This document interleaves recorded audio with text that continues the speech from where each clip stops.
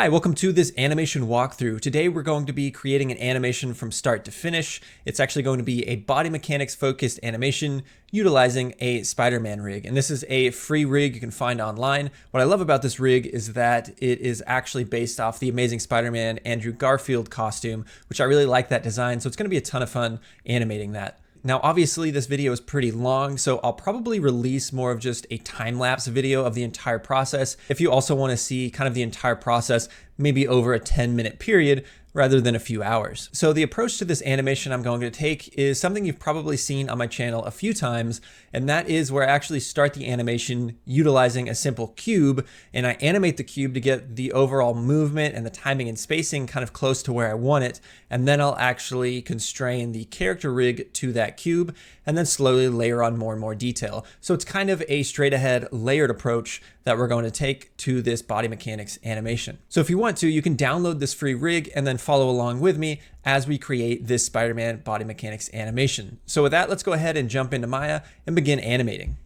All right, so I've got Maya open up here and I've already got the scene sort of set up for us. So I've already got this kind of idle pose in here that we're going to be working with, and I actually already have this cube created. So typically when I'm working on a pretty complex animation like this, I usually like to start working with a cube. So you can see we have our cube here, and basically what I've done is I've just made sure that I align the cube with the actual position of the torso control. So you can see if I select the cube and then that torso control, you can see the pivot point is in the exact same spot. And I just did that by utilizing Maya's copy world space tool down there, and then just kind of scaled it up and positioned it roughly in place of this Spider-Man character. So actually what I'm going to animate to is this reference, and I'm probably going to keep this off to the side while I'm working, but this is reference from the YouTube channel called Motion Actor.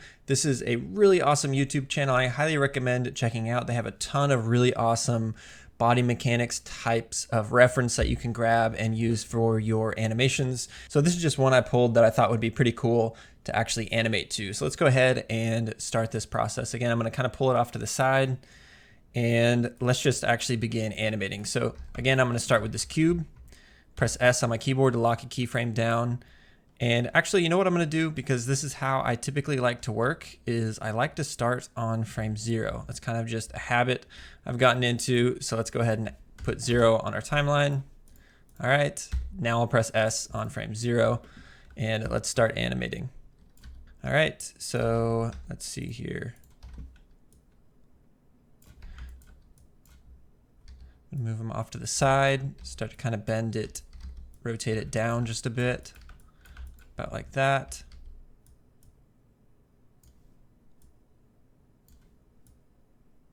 Probably need to actually move it more to the side. About like that. All right.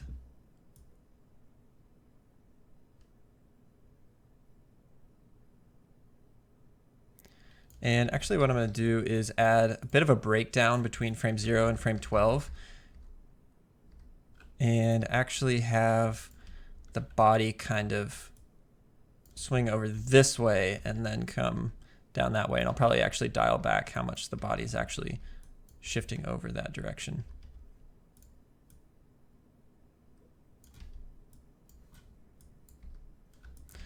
Then on frame 7, I might actually lift it up just a tiny bit. And then it'll drop down. I might add a little bit of time to this drop down. Just something like that. All right, let's go ahead and jump forward a bit. Gonna really twist the torso. This is almost kind of like the antic that we're getting into right here. Might have dropped a little bit too low.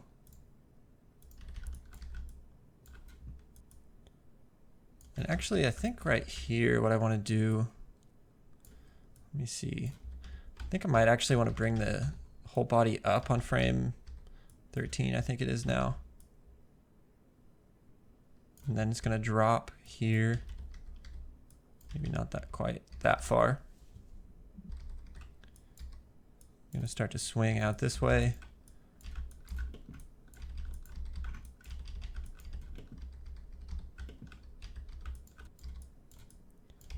Continue that a bit. Here, I'm going to bring it up, actually kind of jumping at this point.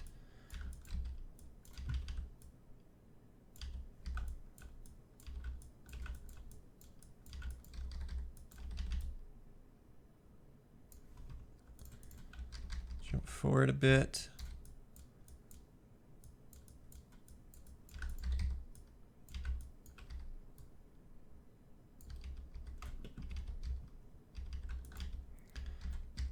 Actually bring the hips down lower right here.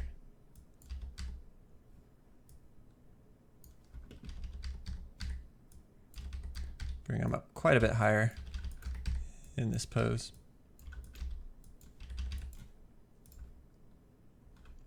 It's probably going to look pretty rough, getting quite a bit of gimbal lock right there, but that's fine. I'm actually not going to worry about that just yet.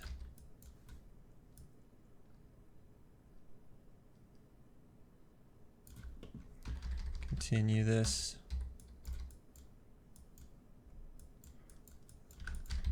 About like that.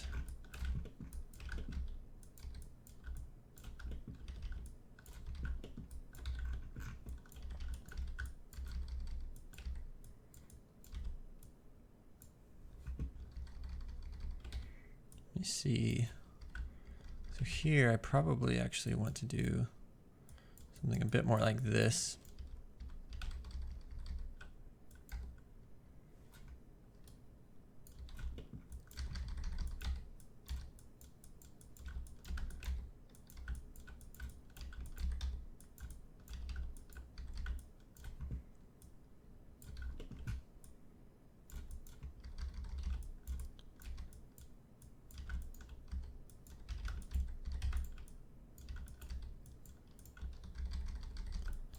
And kind of have this kind of settle right here.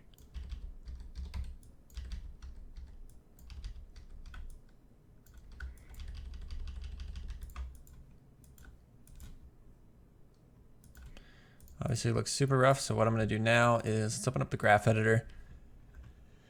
See if I can tweak any of this gimbal lock and fix some of that weirdness that's going on. So it got rid of some of it, which is good. It's not perfect.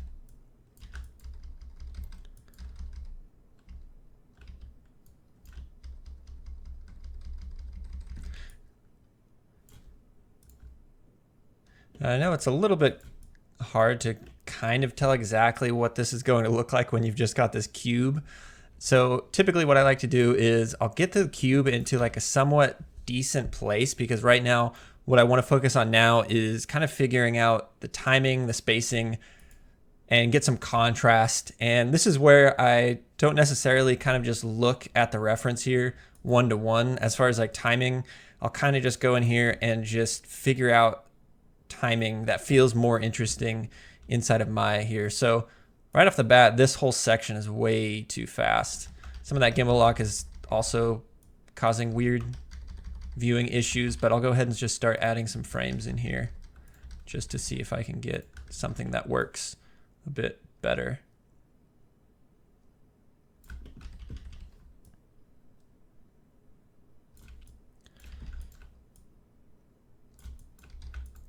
Here I might actually overshoot that rotation, then kind of rotate it in, back out, and then maybe do like another settle. It's not quite working, so this feels too fast.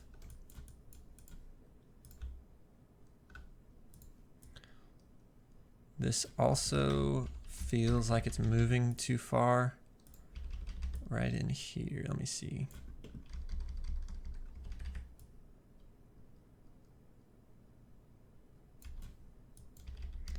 Maybe bring that down.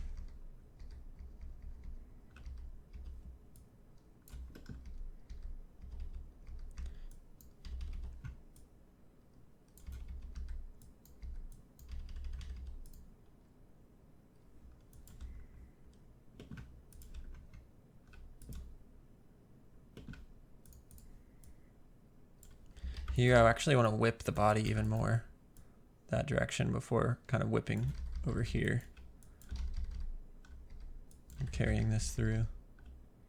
Something like that. All right, so that's looking really weird. Let me go ahead and go to the graph editor. I'm gonna run Euler filter again, see if that helps. But next what I'm gonna do is I'm going to select my cube. I'm gonna go over here to this convert rotation order tool. Let me bring it up, and I'll try to remember to put this script in the description below where you can actually download it. But let's go ahead and change this. We'll go ahead and try the Z, X, Y, and this is going to convert that rotation order and bake it. So it's looking a little bit better. Let's try this.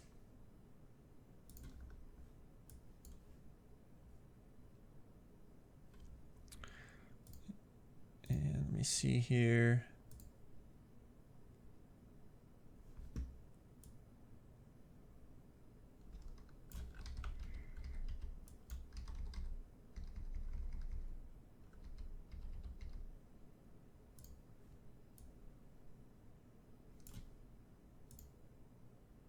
And I think that actually works better. I tried doing it rather than the XZY, the YZX, and you can see it's adjusted that rotation order here on the cube.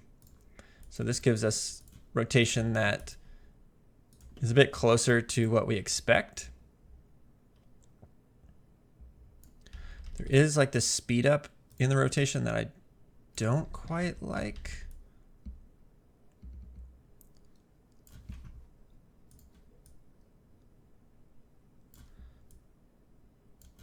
Maybe dial it back here.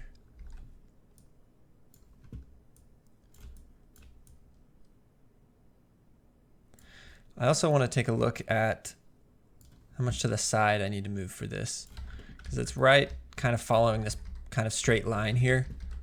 So let me go ahead and I think coming forward right there should work okay. Actually, you know what? I think I might actually need to move back. Let me try that. So let me start shifting the whole entire cube back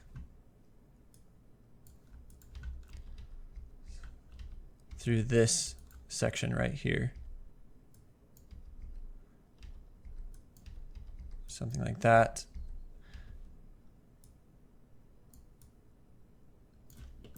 Then as it starts to come forward, start to come forward just a bit. Then the body whips around. It'll actually probably continue that movement to the side through some of these frames a bit more than I currently have. So let me adjust that keyframe. This one.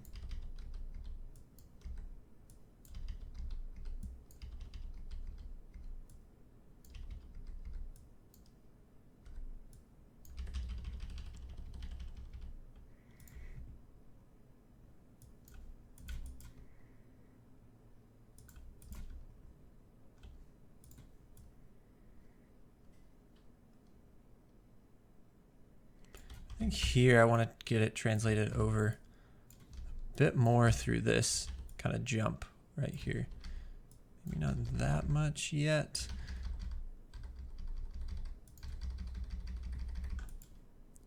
I can always use Animbot's motion trail to kind of figure out the path that this is taking, and also use that a bit as kind of figuring out some of the spacing that I want through this.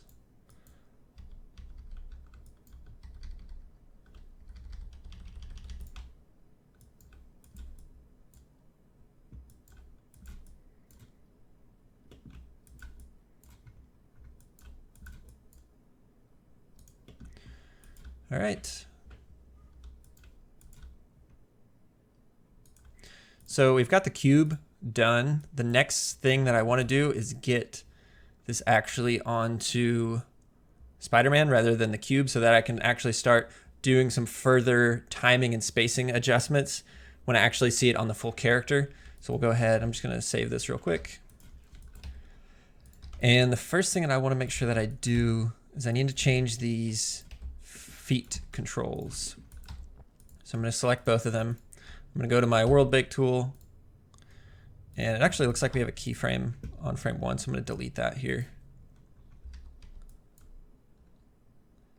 All right, select these foot controls again. I go to the world bake. And let me actually undo that. It's going to bake it on 1s unless I go ahead and throw a keyframe down. So I'll throw a keyframe down on frame 0. Then I'll bake these 2 locators. Make sure I have locators turned on in the viewport. Now I'm going to change the foot here for both of these and make sure that the foot or these feet controls are going to be actually following the position of the hip. So you can see if I change that value, the foot controls are going to follow what the hips are doing. They're still going to be in IK, but they're following the actual movement of the torso. So if I go ahead and select these foot locators again, bake from locators back to the controllers, it's going to give me that same pose, but now you can see it's going to follow the actual movement of the hips. So that's what we want. And I did notice that I've never actually used this rig before. So this could be somewhere on the rig that I'm just completely missing where it's at. And that's definitely possible, but I can't find how to actually get this pole vector to follow the rotation on the foot controls. Let me see. You know what? I might not worry about that too much. I mean, the best thing I would want is to be able to move this and then have these actual pole vectors follow. Okay, so what I'm actually going to do, let me delete these. Shift select both of the locators. I'll do world bake. All right, that's fine. Shift select both of these. Shift select the torso control, parent that. And what I should be able to do is eventually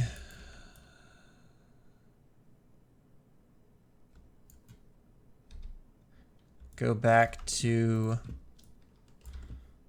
oh, it's because there's a keyframe. Oops. I was wondering why I was like just disappearing like that. Let me go ahead and delete this keyframe.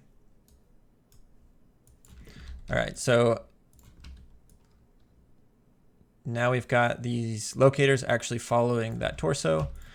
So what I should be able to do now, and now I'm hoping it's actually going to let me add a constraint to this since it gave us an error for the other control, which would not be good. All right, so I can at least parent that. So cool. We've got Spider-Man doing this very ugly flip. And obviously you can see like this doesn't look great, but we can at least get a sense of how the timing is feeling through this and kind of where we're headed with this animation. We can kind of start to visualize what the arms and the legs are going to be doing based off of what we've got in our reference here. Probably need to retime some stuff. Some of my stuff I feel like feels a little bit too slow. I think I might have added a bit too much time in this final kind of spin at the end.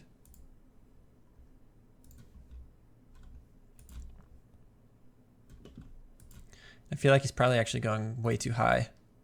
But now that I've got it on the rig, it's easier to see that stuff. So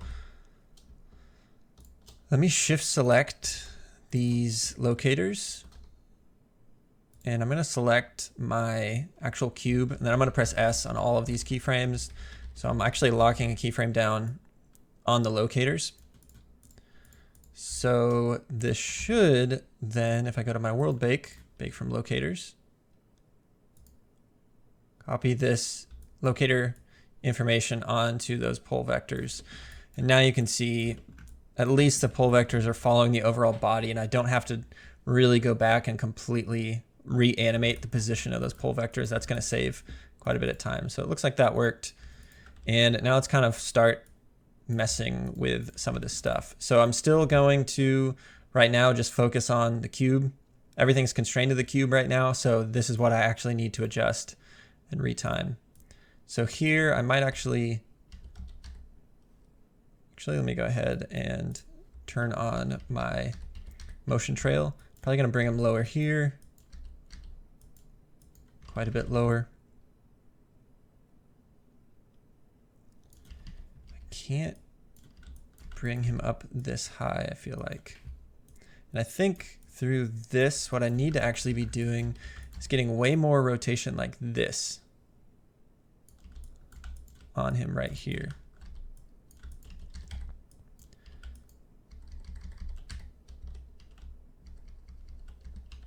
I need a keyframe right here to fix that arc.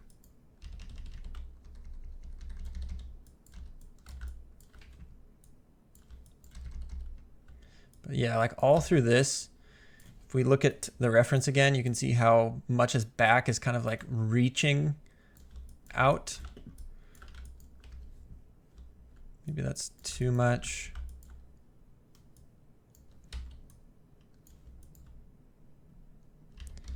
But here I feel like I definitely need to start getting more twist like that through some of this.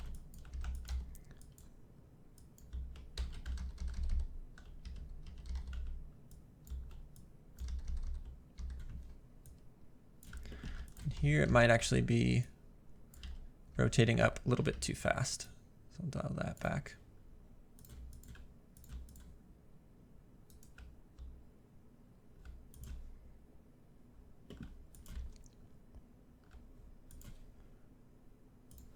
Let me reduce a few frames in here. Let me see.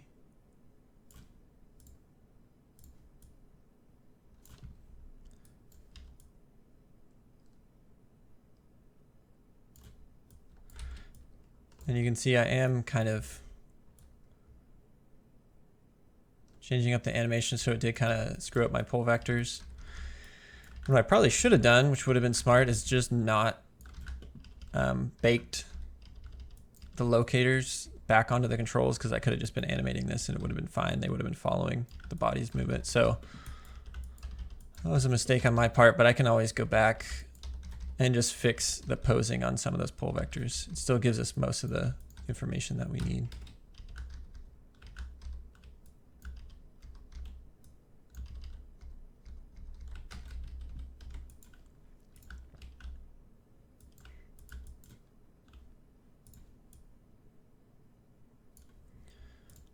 What is going on here?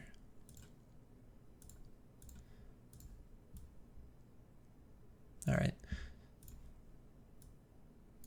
Just applying that oil filter seemed to fix that hitch, that gimbal lock hitch that was happening.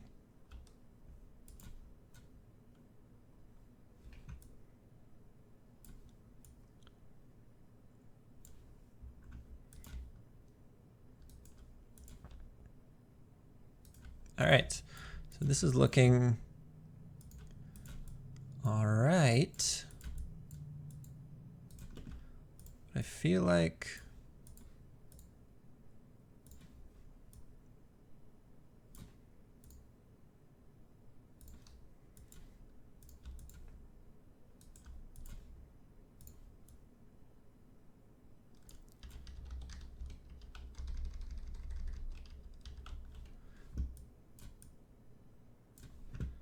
might work. There's something weird about this section that I'm not quite liking.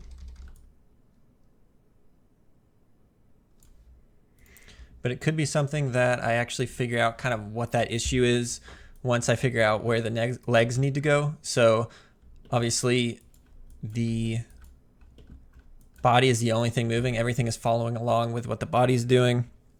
So some of this stuff, once I actually start getting the legs animating and kind of figuring out where they need to be placed, I think some of this will kind of be easier to kind of spot. But you can see by utilizing this cube approach, I'm able to at least start to get a sense of the timing and the spacing that I want pretty early on, and start to actually get like a sense of the animation almost in this sort of like action figure type of method, where it looks as if, you know, you were a kid and you were playing like with your action figures, and how those action figures, right, everything moves together. So if you're doing, you know, playing around and having the character flip around like this, everything is going to be moving together. So this is kind of like what we're doing. We're kind of just figuring out the timing and the spacing and the overall flow of this animation by kind of just animating just the entire character as if it were an action figure. And then we're going to go through in here and actually start to layer on more and more detail to this.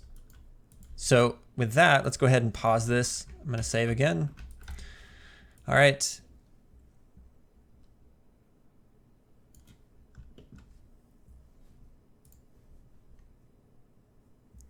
And what I want to do now is let me select, let's see here. I'm actually going to select my main torso control here.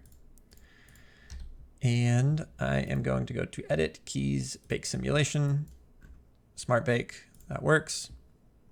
I'm gonna actually bake that information onto the controller itself. And you can see if I actually delete the cube,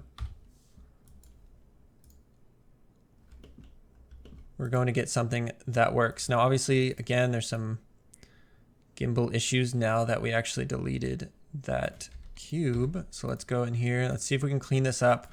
We might need to change the rotation order, but I don't think we'll need to. I just needed to do apply the oiler filter to clean that up. You can see there's like a little bit of a hitch here.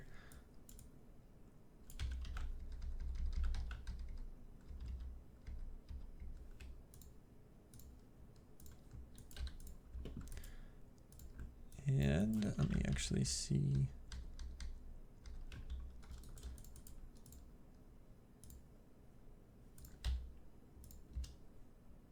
Let me actually select all of these and just make sure those are set to auto tangent.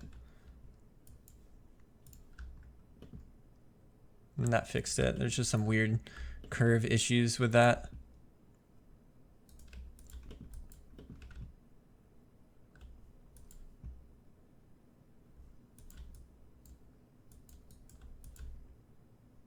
And I think eventually maybe for this animation, because right now he's kind of just doing this flip, kind of just based off this reference, right? But maybe in the beginning I might add some time to where maybe he actually, you know, hears something or senses something to his right, which actually causes him to do this flip to now face in that direction.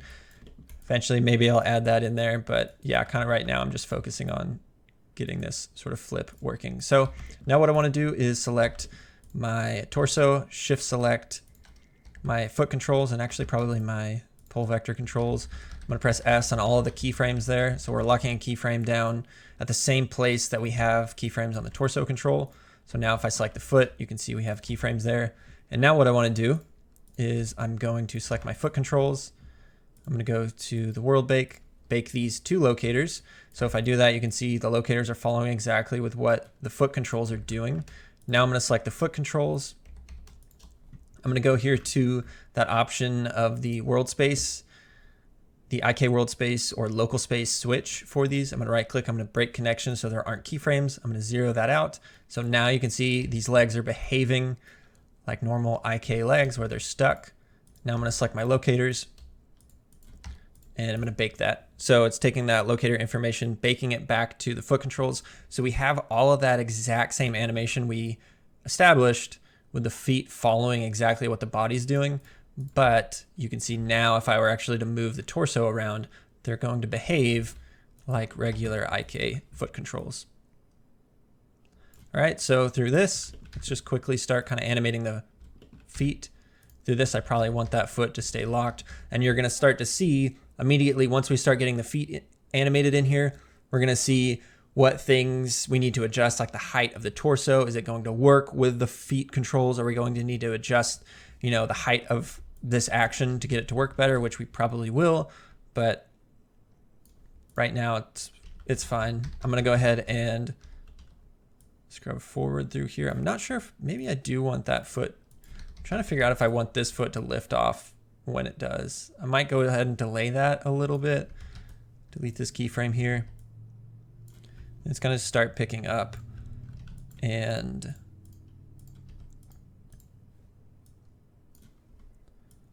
so it's going to pick up, get a bit of rotation in there.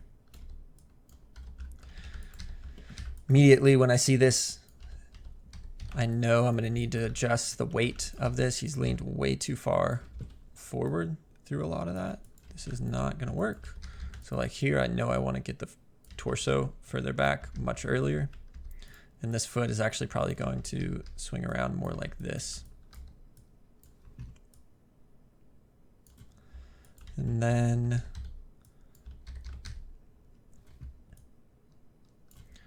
through this, you zero out the rotate X. Place it on the ground.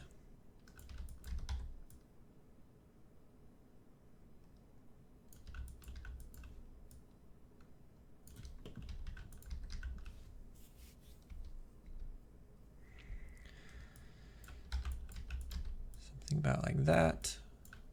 Grab the ankle. Get some of that toe roll in there. I'm going to select this foot control. I might be able to get away with some sliding, but I might actually just want the foot to stay where it is. So I might need to dial back, obviously, the amount of up that we're getting. However, here I might get like a tiny bit of toe roll in this up, right? Because that foot is going to be lifting up a little bit if the body's lifting up. But here, I need to bring that torso down, maybe reduce how far it moves over. Obviously, the leg is completely broken now. So we're going to need to get definitely a bit of kind of twist happening through this.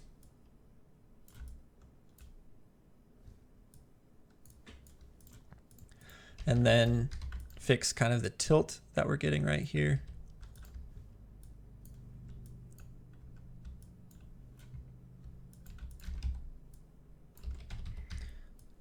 Bring that torso this direction more.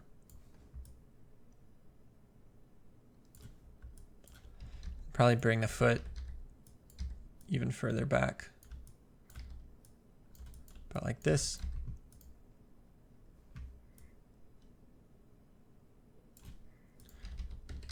And I don't like how quickly it rotates like that. It's like a robotic like pivot, like it suddenly rotates there. So like this frame, I'm going to actually start kind of easing into that rotation a bit more earlier through a lot of this. All right, got something that works kind of halfway decent. Let's select both of the foot controls. I'm gonna lock them down through some of this. Over here, let me actually go back. This I actually want to bring up that foot roll probably even more. And it's probably gonna need to get, let me get the toe roll in here. Let's see.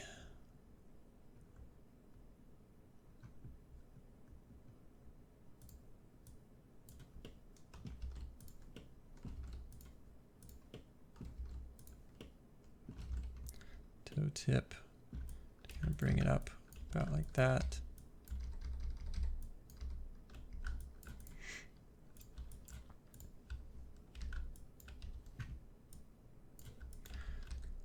Here it's going to mostly down. This foot is actually going to start kind of pivoting. Same with that pull vector, get that pull vector over there more.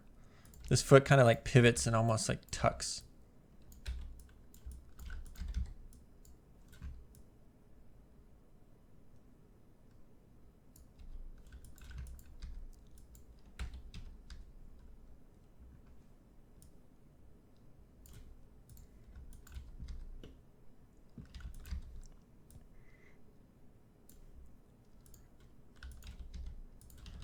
Like here, I want to dial back how much it's moving.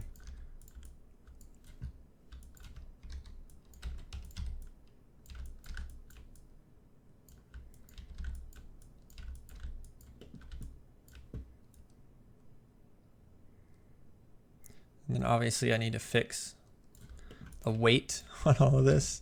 Like that weight right here is way off. It needs to be like this, maybe not rotated quite as much.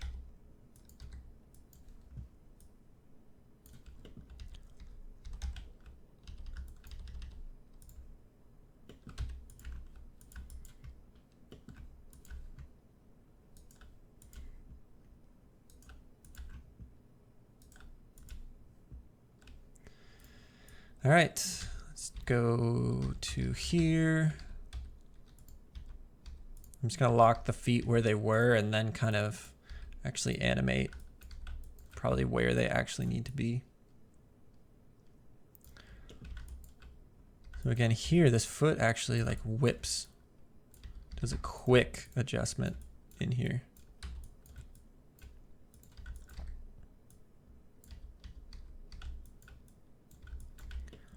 Then this one is picking up. Like this. Again, I'll bring the reference over so you can kind of see a little bit where I'm at.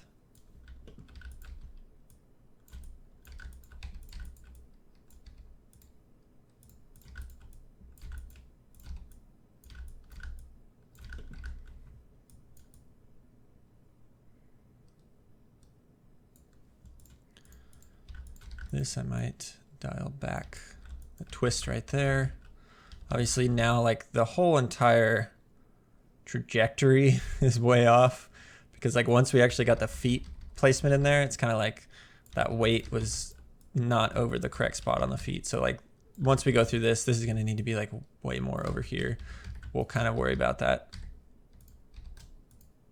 as we go. So like here I might grab both feet controls, pull vector controls, and the torso, kind of just drag it over.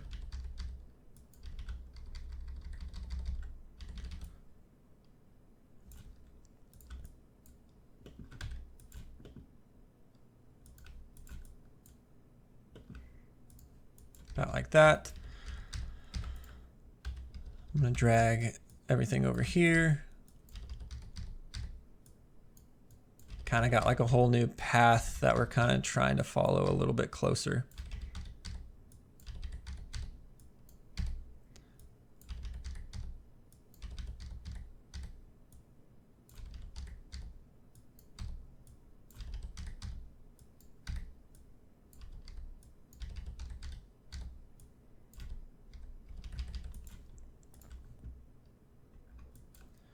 All right, it's kind of working.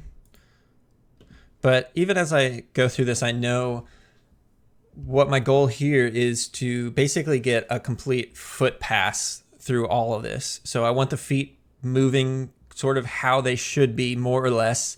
And then that will give me a good chance to kind of do another sort of look at my timing and at my spacing, and then see kind of what I can start to shift around and what I can start to move once I actually get the feet movement in there as well. Because there's sort of different levels to this. You can kind of get a good sense of your timing by just looking at the cube, and that will be a really good place. And then once you get the whole entire body following that cube, oftentimes you'll be like, I need to maybe add a few frames here or remove a few frames here. And you can do that in just a couple seconds. Then you do a foot pass, and it's kind of like the timing might work great, or there might be some places where you need to adjust and push your timing. I think looking at this, I'll probably need to find some areas where I can maybe exaggerate the timing, maybe add maybe a longer hold in this moment before the push off, because right now what we're getting is a pretty decent kind of slow section right here when he's kind of just stepping over. But then everything else kind of just feels a one kind of set of timing where it kind of just feels like everything is kind of just fast. And that's kind of the timing we have. We have fast timing, but basically through this entire flip, it just all feels kind of just like a quick movement. And that's kind of how it is in the reference. Like once he kicks off, you can see like this whole section is just a really quick section into that down position. But there are a few held moments that I think in the animation we'll just need to exaggerate and increase those held moments. I think like through here, we might be able to just increase how long he's actually held in this position before doing a quick little whip around there. But that's, again, kind of something we can start to play around with.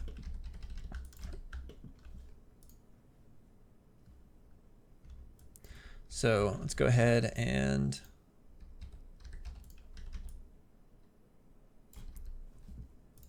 continue on. Crazy thing here is like there's such quick foot placement and movement happening, this is going to be the tricky part. So you can see like these quick little shuffles of the feet. This one steps back again. Then the right one steps forward. So there's like really quick kind of shuffles through here.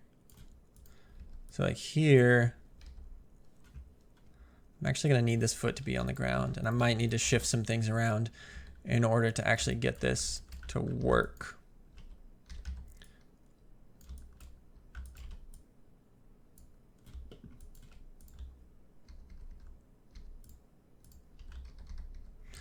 Got some weird blocks. I'm going to just do an oil filter on that, clean that up.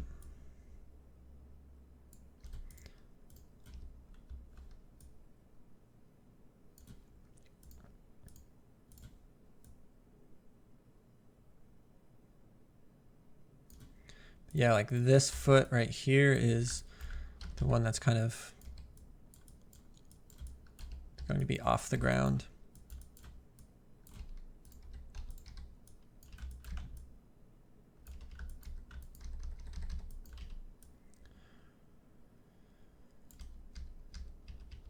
Let's see.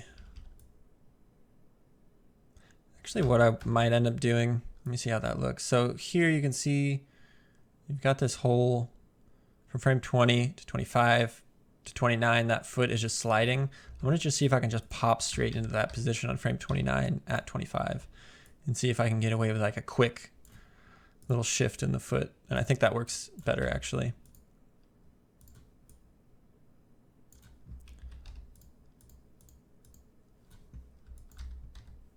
And then here, the hips are really going to be pushing off, but I want to make sure that this foot is just over a tiny bit more. And then also it needs to be under the body quite a bit.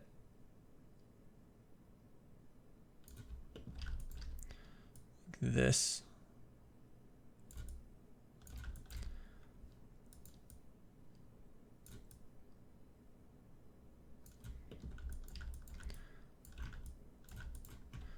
Get some of that toe roll kind of in this.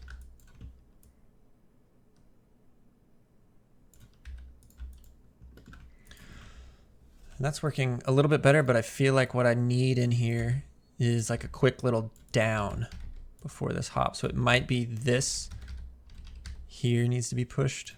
I'm not sure.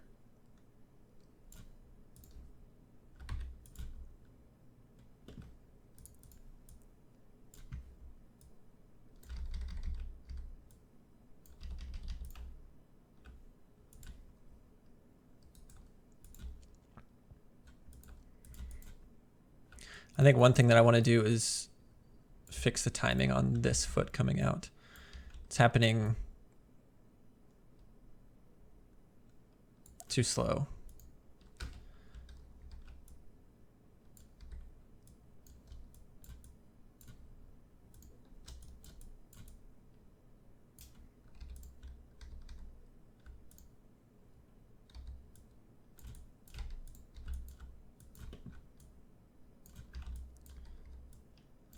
Kind of just want to quickly bring it in right in here.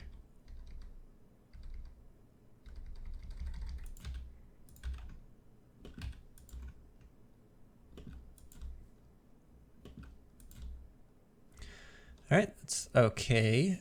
Now you'll obviously notice that arms are just following what the body's doing, but obviously once we do, an arm pass, the arms are going to really help sell that whip around and showing how much the arms are actually involved in a lot of this.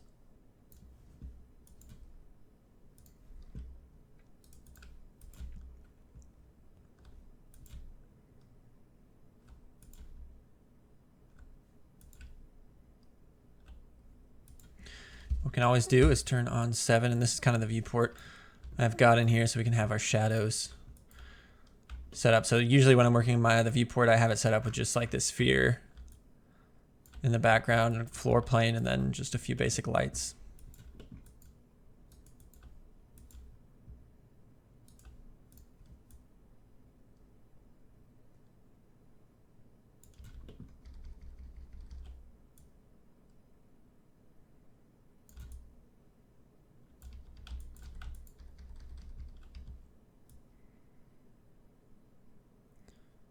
So here, let's grab this foot.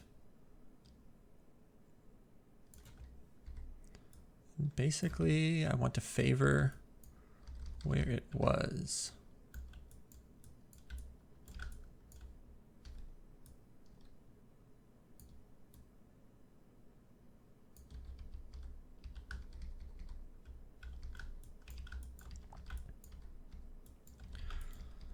You see, I might actually hold it on the ground, frame longer.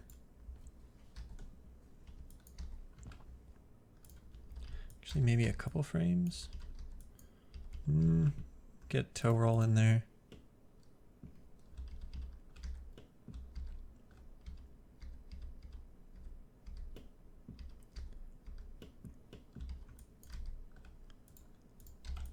Fix the pole vector on this leg right here.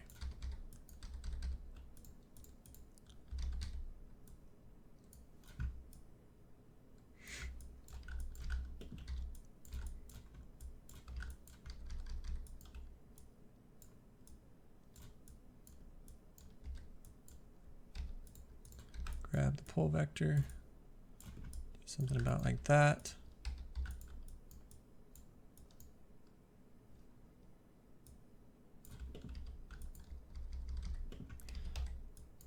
Basically just trying something here that might not work.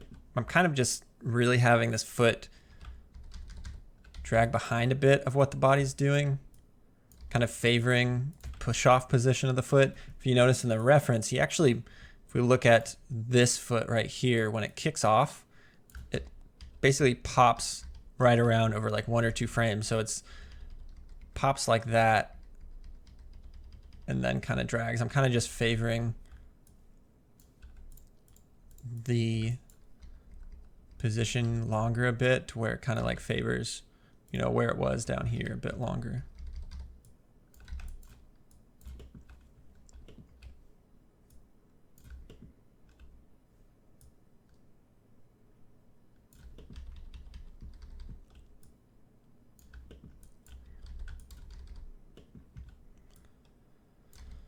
And then here it's going to be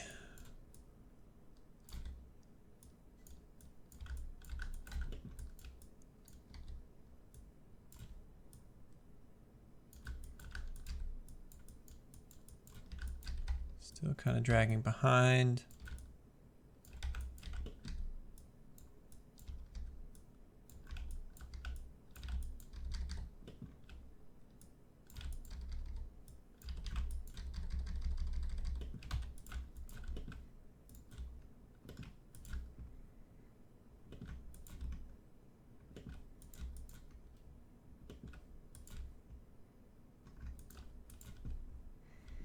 Actually close this world bake. I always have this world bake open for forever and I just forget it's there because it doesn't really get in the way, but I'm gonna close that.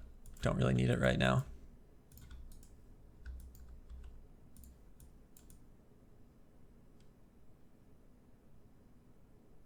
So we've got it. I might start to actually bring it up a little bit more in this frame there. Frame 38.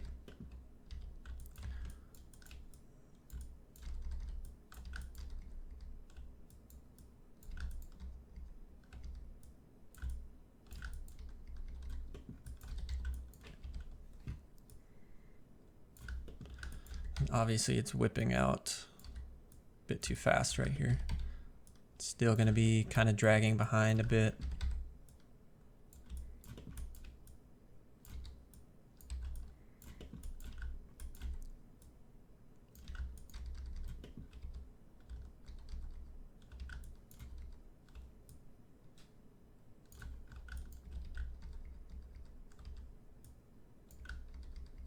All right, so now I'm going to kind of work on the left leg just a little bit and kind of work on some of the poses through here. Might kind of rotate this out a bit.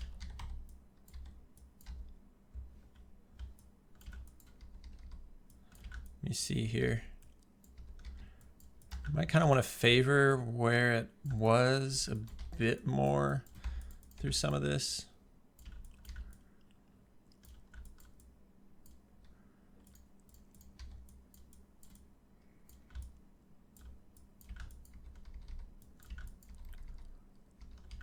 We're getting some gimbal lock, but we can fix that in a moment. Not too worried about it right now.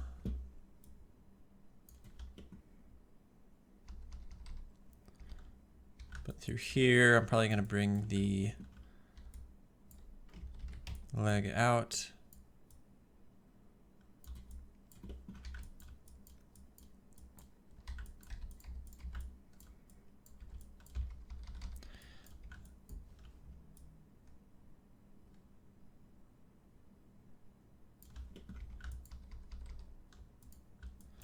I think here I actually want to bring the leg down a bit more.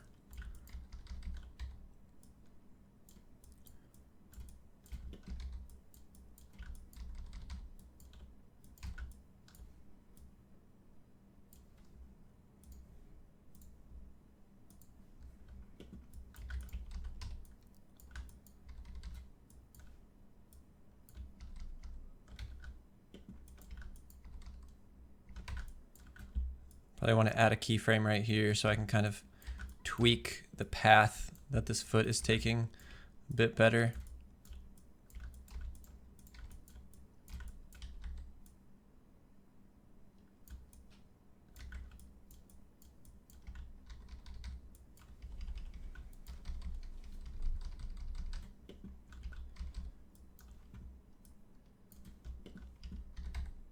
Might actually bring this foot down a little bit. Right in this pose.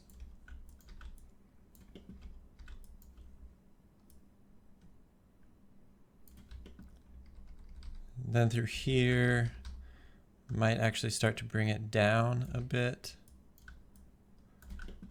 Because this is the foot that's actually going to be planting first. So he's going to be kind of reaching with this foot. So probably actually start to kind of straighten out here a bit.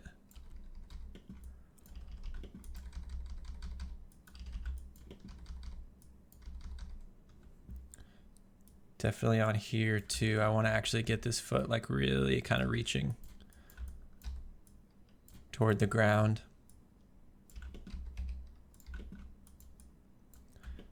As this is going to be kind of the first thing that will be planted on the ground.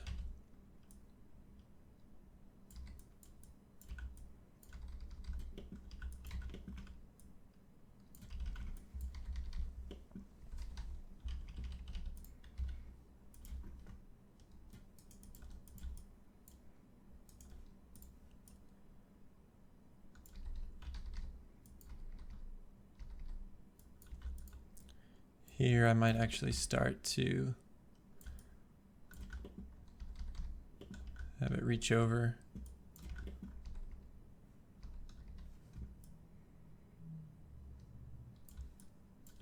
I think here I actually want to bring the foot down a bit.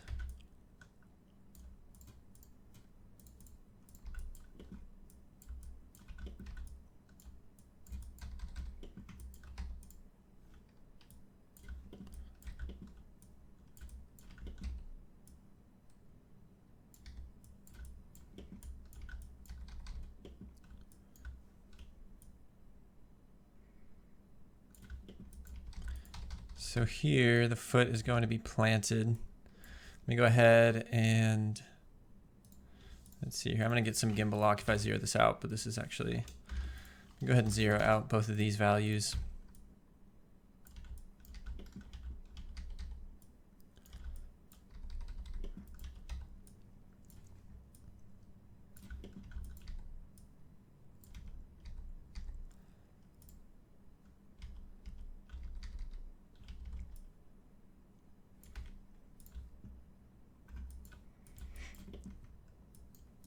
So that's kind of starting to work there. Obviously it goes back to the floor, so we're going to need to finesse this kind of movement just a bit.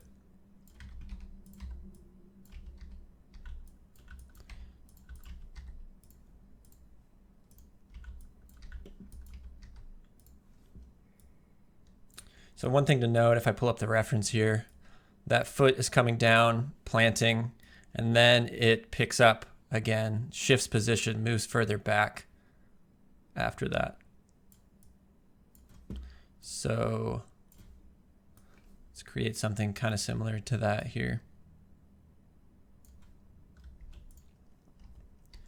So I think here the foot might still be in this position.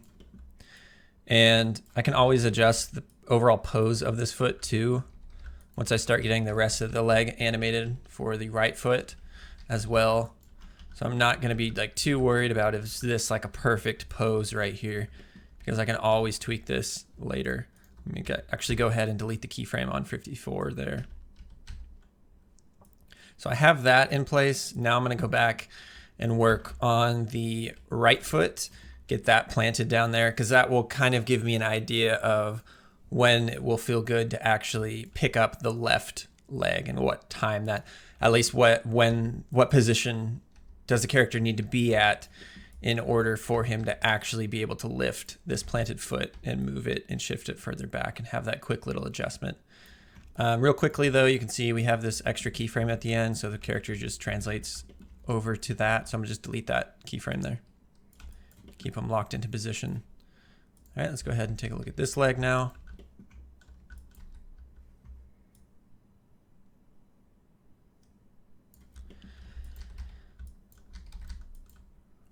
Probably stretch it out just a bit more right here.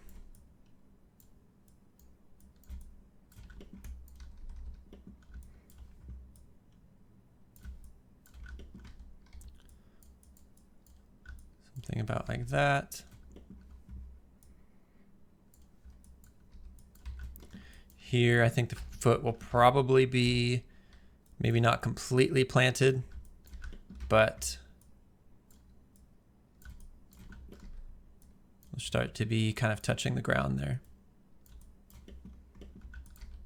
And for this, I might actually go ahead and zero out these values, bring it to the floor, and then see if I can add some like toe roll to this plant right here.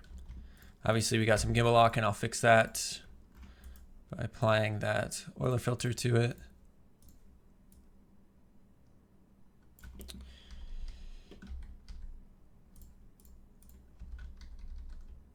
Looks like that didn't fix it, so I'll go ahead and shift that over. I don't actually want, let me see here. I don't want the toe roll to be on at this position yet.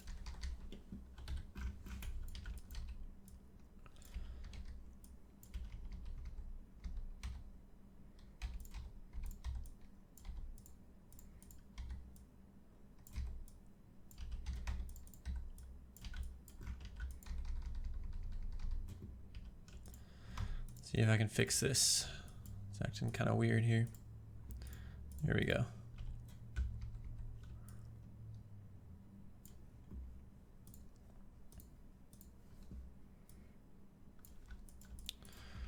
So here it's going to plant. And actually on this foot that lands, it doesn't actually change position. So once he plants it, if I go ahead and pull up the reference again, you can see his right foot here comes down, plants, and it's going to stay in that position for the rest of this animation. It's the left foot that kind of has that quick adjustment back. So again, I'm kind of placing it into position roughly where I think I want this foot to go, but I'm always ready to adjust it as needed to.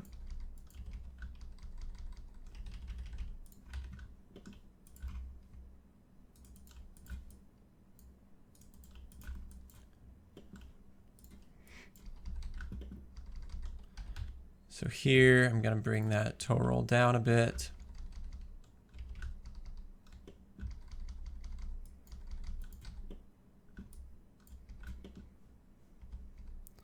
Same here.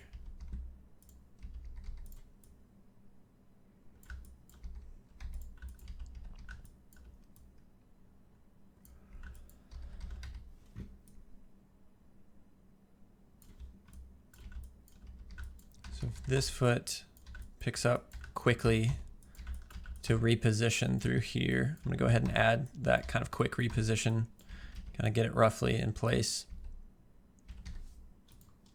Bring it back up to the floor.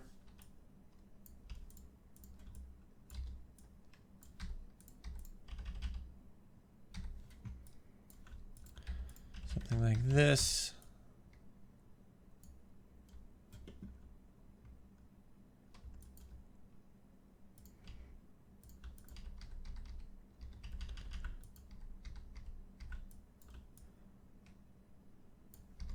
I'm actually going to bring it closer in toward the body, I think, through some of this. And I might actually have moved that too far back.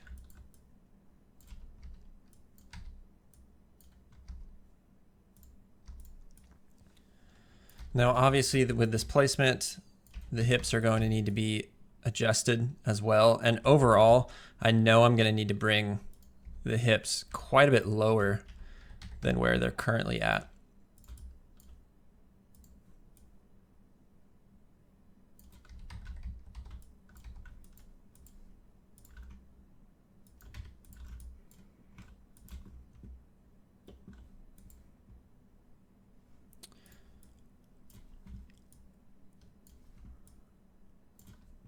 So I think here, let's bring the whole torso quite a bit lower.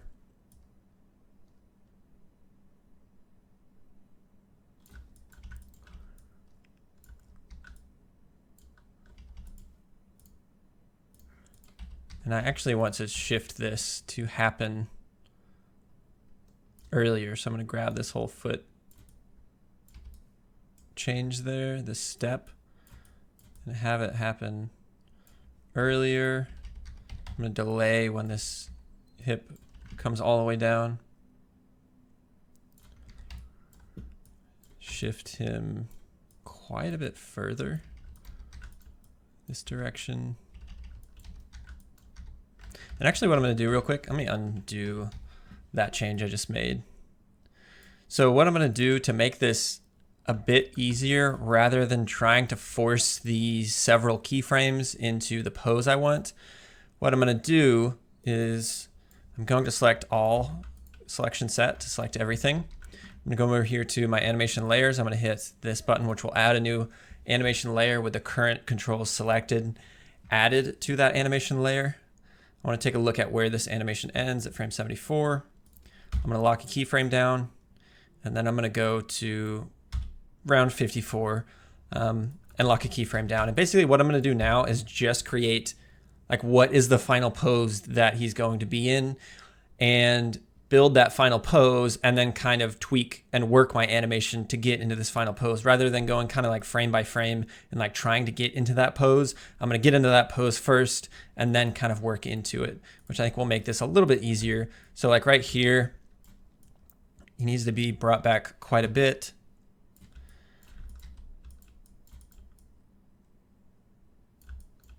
Something like this. Probably rotated over a bit as well.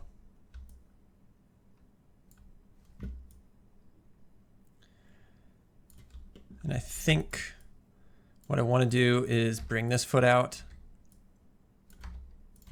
quite a bit. Something like this.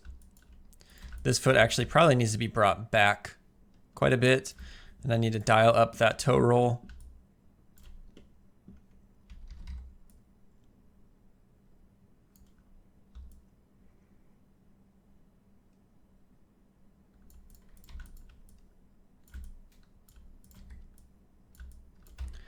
I'll go ahead and just add a bit of rotation to the hip here. And then here, I'm actually going to kind of rotate the whole body a bit more like this. So I haven't actually tweaked the arms yet, but basically like the rough pose that we're getting is the arm is going to be, you know, kind of back further here. And then this hand is going to be placed down on the floor in front of him. So that's kind of the pose I'm going for. And I might actually go ahead and just keep that arm animation roughly. I'll probably end up switching this arm to IK eventually and actually working on like the proper kind of arm pose here. But basically, I'm kind of just figuring out like where is this rough pose going to be? What's it going to look like? And again, as I continue to refine this, I can always change the pose later on by just doing what I did here and throwing it on an animation layer, tweaking the pose, and kind of working toward that pose. So I think something like this obviously works quite a bit better than what we had. This gets us a little bit closer to the reference a little bit closer to a more dynamic type of pose. So this is oftentimes how I like to animate too, is if I feel like I'm stuck of like trying to figure out where I'm trying to get to, throwing the sort of more final pose on an animation layer will allow me to kind of visualize where I want to go a little bit better. I might bring this up just a little bit. And obviously like the chest isn't even really posed out or anything like this. The hands are in like a really rough position. Eventually the head will probably be looking forward. Chest is going to be rotated down quite a bit more, again, into something that's a bit more by dynamic type of pose here.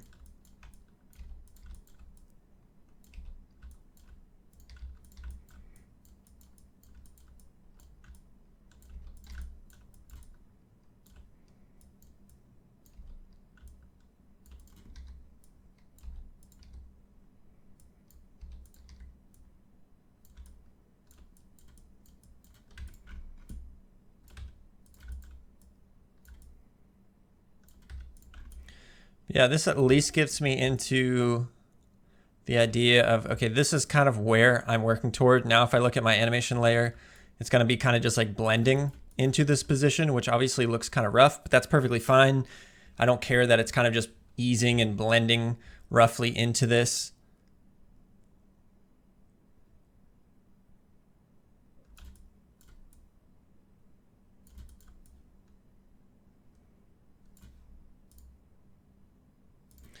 Let me actually try something here. I'm going to copy this pose at frame 74. Let me see what happens if I kind of get into that pose a little bit earlier around frame 76 and kind of just snaps down a little bit faster.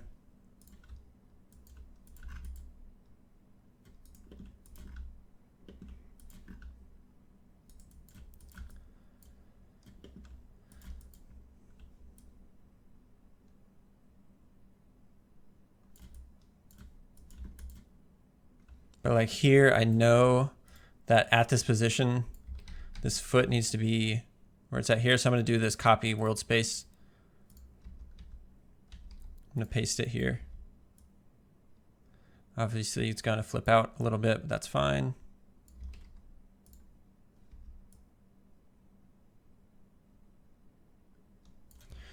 Go ahead and open up the graph editor. See if I can remove some of this flipping. There we go. And then doing this, I know I'm going to want to get my hips quite a bit further back earlier. So maybe like through here, hips might be already like this.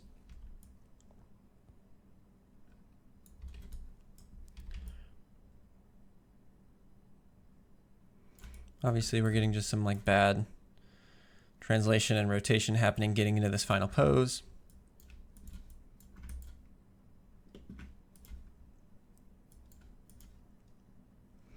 And really it's going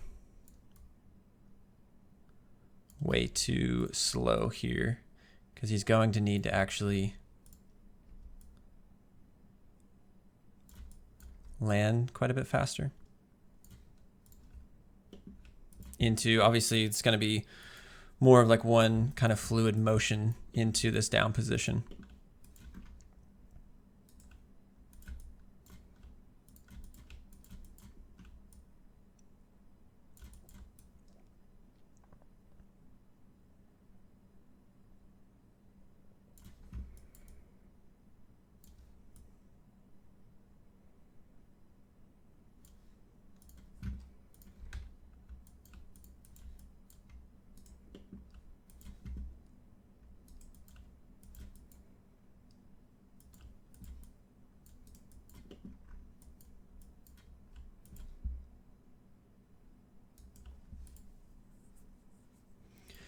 All right, that's working okay. I know it's going to need quite a bit of refining.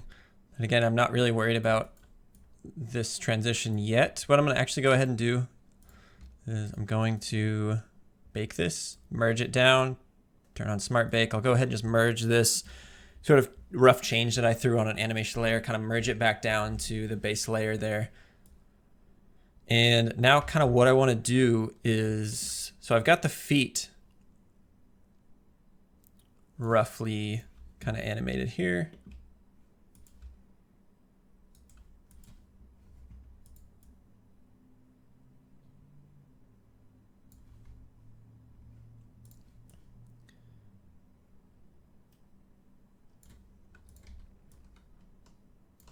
What I'm actually going to do now is I think I'm going to work on kind of a quick chest pass for some of this stuff.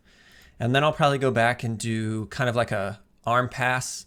But right now I'm going to do kind of just a quick chest pass and kind of get the chest involved in this movement. Because right now, obviously, it's just this sort of cog or main mover control on the hip that's kind of controlling all this movement.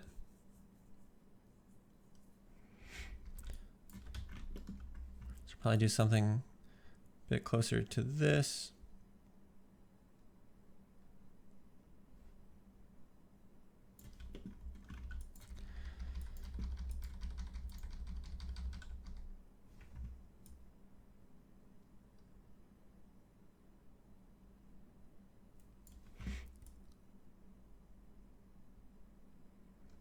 So through here,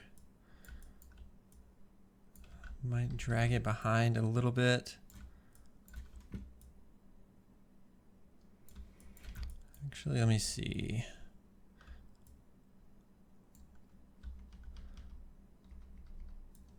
Might actually bring it up. Rotate it back up a little bit.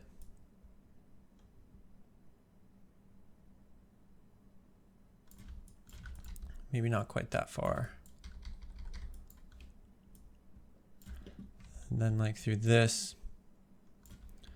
I want to get the chest more involved in this rotation.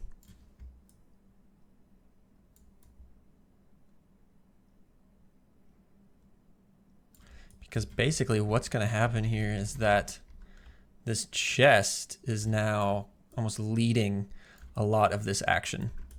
And it's the hips and the legs that start to kind of drag behind. So you want to get this nice feeling of sort of lead and follow in this twist to where you start to see, okay, the chest and the arms are what's really helping to whip this around. And if I pull up the reference here, you can see how that chest is twisted more than the hips. The hips are still kind of pushing off the ground by the time the chest is really whipping around. So that's kind of like what we're trying to capture in these couple poses here at the beginning of like feeling that chest whip around. And then also, again, in the reference, we have the really arched back through a lot of this. So we kind of want to get that back rotated, and then that hand's going to be kind of reaching down.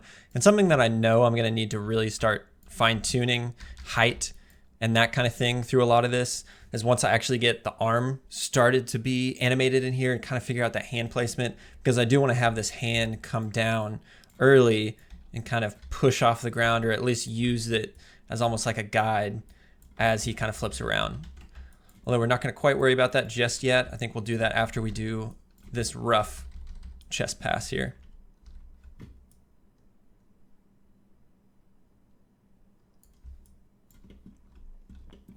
But like here, the chest is probably going to be rotated a bit like that. Again, still kind of leading some of this action, leading that twist a bit.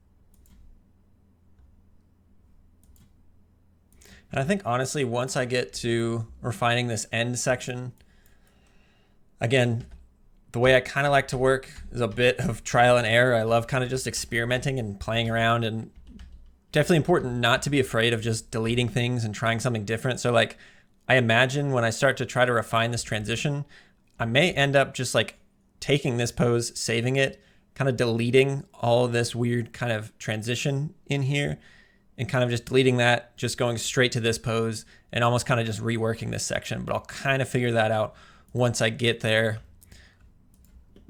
But right now I kind of just, again, focus a bit on this chest through some of this. And you can see how quick this chest pass is. We've only really added just a couple poses in here to start to capture that feeling of lead and follow through this.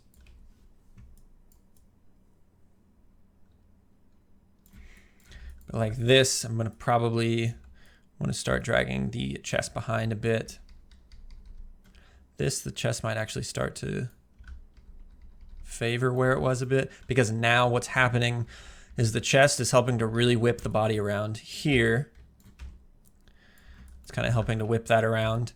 Then when the legs whip around and sort of catch up with the upper body and actually go in there and plant, then it's the legs that are kind of starting to lead that action. So what's happening is the legs are whipping down, but then that's going to cause the chest to almost switch what's happening and start to actually drag behind a bit what the legs are doing. So the legs are kind of pulling the chest down.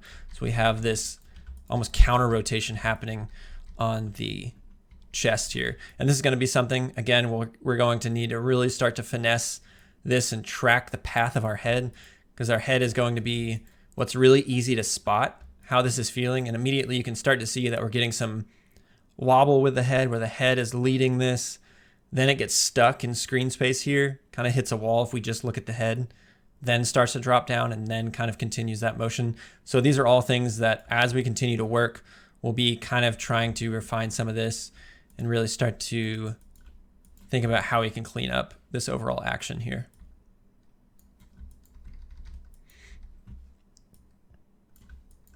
But here, the chest is probably going to be swinging around, continuing that motion through some of this.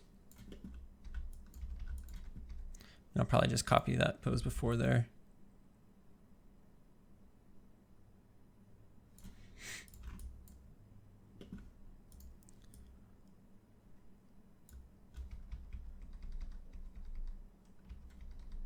So what I might do here is, let me see what happens if I continue that and then delay the drag that's happening. I think that might have cleaned it up a little bit. And then again, we have this really bad like immediate stop into like dropping straight down. So again, these are all things that not too worried that they don't look great at this moment. I know I'm going to be going back to this stuff and cleaning it up. But again, just kind of now my approach is, with this layered approach, is kind of getting some rough animation on everything now. So I've done like a really rough kind of chest pass to help sell the twist in the body, showing that it's the chest and the upper body that's really driving this twist and getting it kind of leading this action quite a bit through this.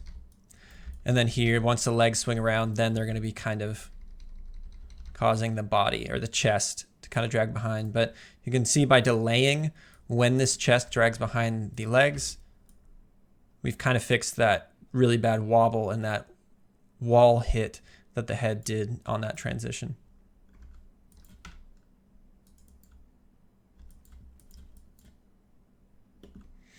All right, that's looking great. One other thing to point out, again, it's important not to be afraid of retiming things. There's a few things in here that I kind of know that I'm eventually going to go back and probably start to retime some things.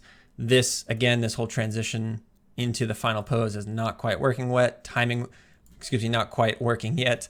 Timing wise, transition wise, it all needs to be kind of fine tuned and ironed out. But what I want to do now is I actually want to start thinking about what we can do with the arms and then do a quick arm pass to get those moving, get those roughly in place, kind of think about where I actually want to place this IK FK switch when this right arm reaches down to plant on the ground. So let's go ahead and work on quick arm pass now for both of the left and right arms.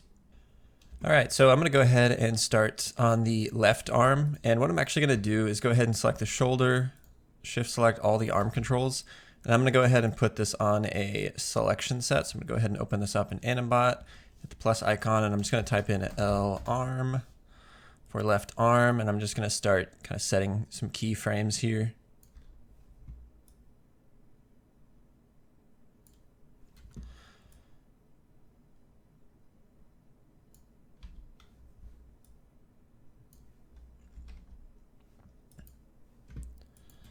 So like here, I want to bring the arm up, bring the shoulder up a bit.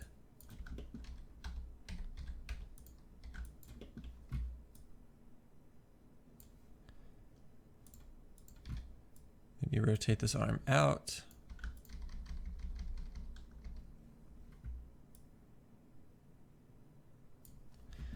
Go ahead and select the left arm selection set. I'm going to jump forward. Maybe around frame 19, I'll lock another keyframe down. And here, I want the arm to really start kind of tucking in here. Bring that shoulder in. Bring the elbow into.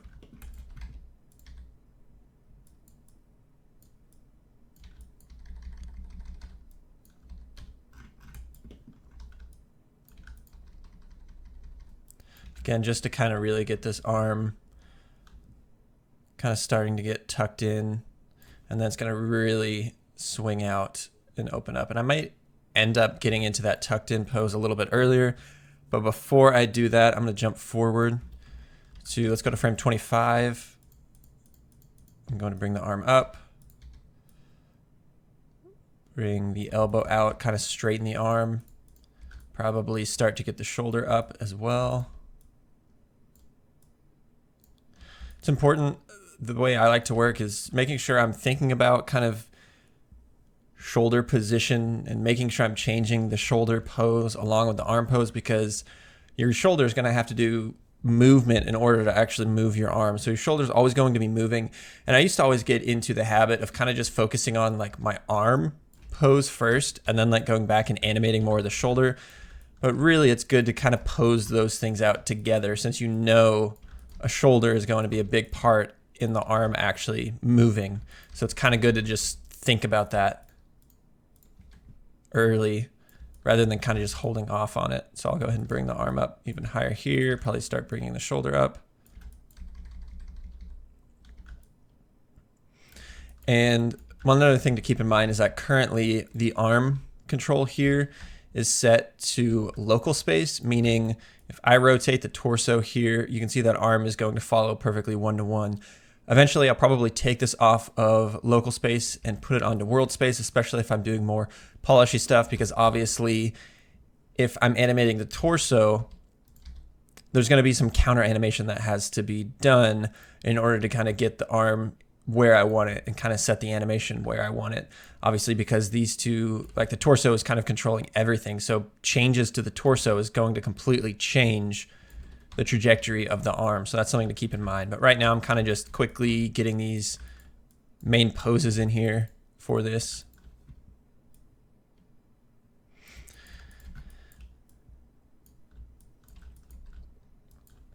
Go ahead and select the left arm.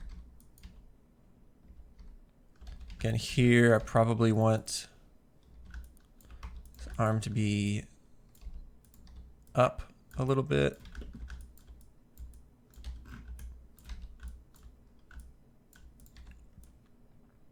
Bring that shoulder up.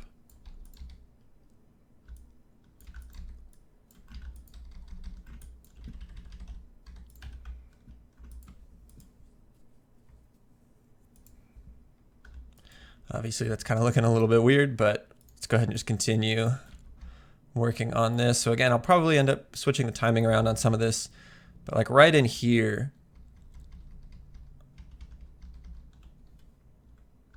let's see.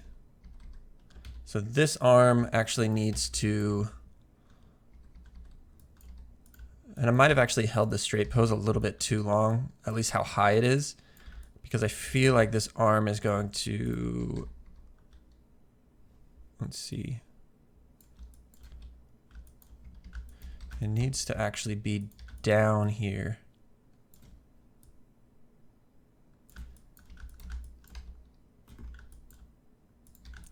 Bring the shoulder way down. Maybe start getting some rotation on the arm.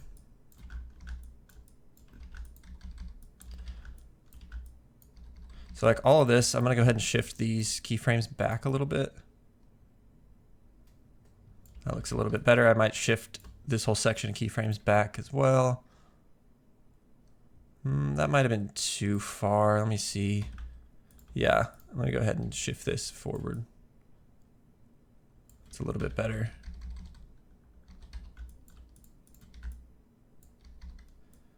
So yeah, I want it to swing down as he starts to turn through this. So I think that timing works a bit better with that. And then this through here. Set a keyframe on frame 36. Arm is going to be straight. I'm going to bring this shoulder back quite a bit and up.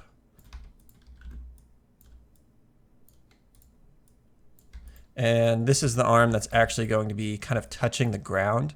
So basically he's kind of like whipping it, and the arm is kind of now leading this whole action. So what we're getting is like the arm is pulling over, which is pulling the chest. The hips and the legs are rotating behind. So we're getting this kind of nice twist all through the body. So again, this arm is going to be trying to basically reach out to touch the ground. So we want to kind of get that pose in here. Now, obviously I'm not worried about the fingers right now. Just keeping this one pose for this entire section of the arm pass.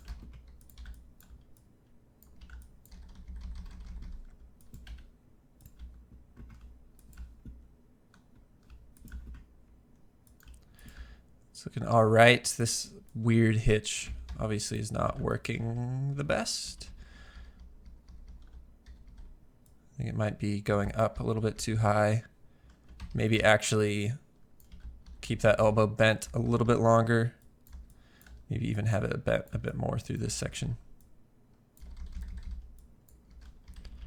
Cool.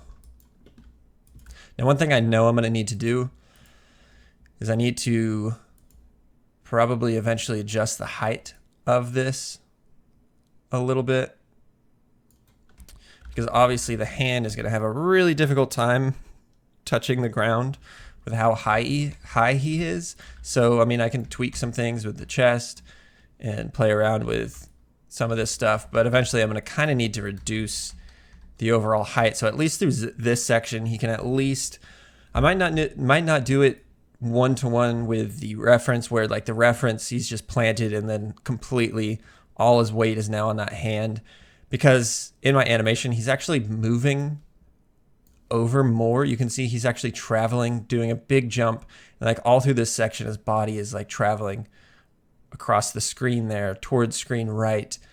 Whereas the reference, once he does this flip, he's more staying in this area, and that hand is kind of planted there to aid him in the rest of the flip.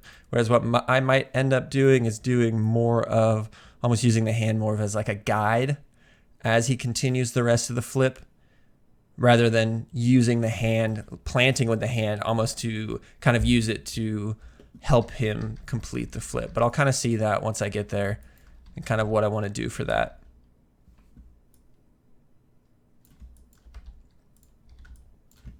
Let's go ahead and lock a keyframe right here. It's going to start. This is probably where he would be trying to kind of plant the arm here.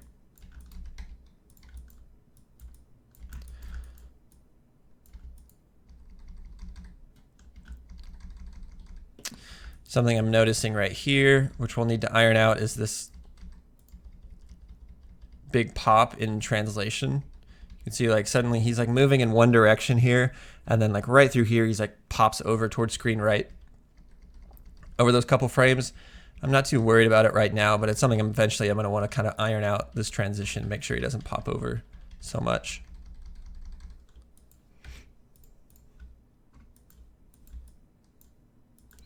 Let's see here.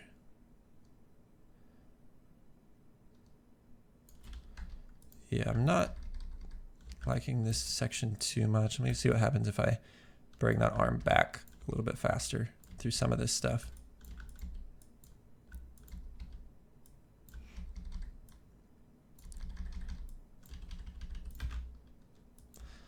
Works a little bit better.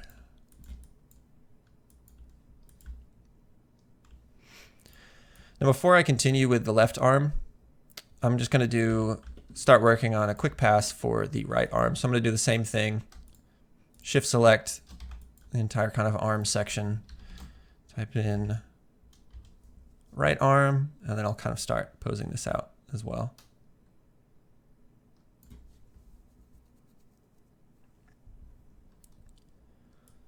So through here, I know like in this section, the shoulder needs to be further back. Arm needs to be probably further back.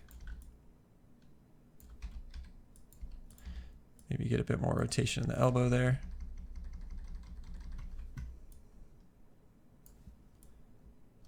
Let me actually try something here. So before it actually moves back, I might go to around frame 6. Let me see what happens if I kind of maybe more ease into that transition backwards. The arm actually might kind of swing forward here just a bit before kind of swinging back. I'll try to just add roughly that kind of transition in here. So I think that works a bit better. That arm's kind of swinging forward. Then it's going to move backward here.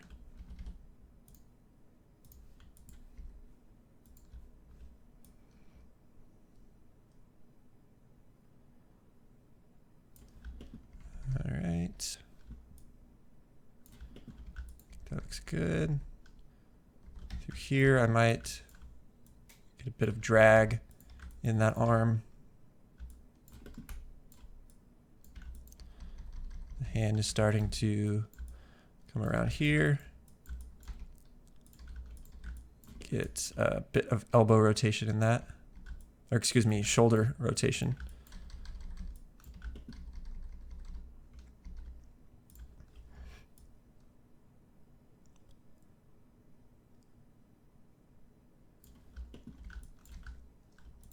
And I think here I actually want to bring the arm down a bit more through some of this stuff here.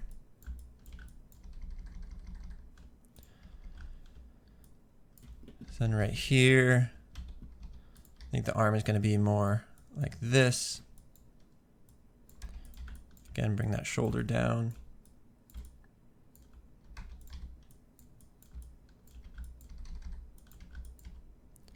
And something we're kind of fighting too, which again, I'll probably after this rough arm pass, I'll eventually go back and switch these to world space and I'll go through that process. But again, because the torso is moving the arms kind of one-to-one there with the actual torso movement, we're obviously inheriting some of that movement with the arms. So we're kind of having to do a bit of almost kind of counter animation to get this actually working how we want.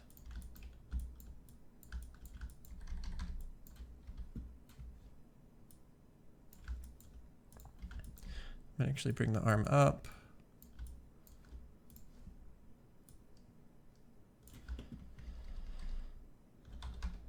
Probably continue that movement up. I'll get a bit of elbow rotation in there.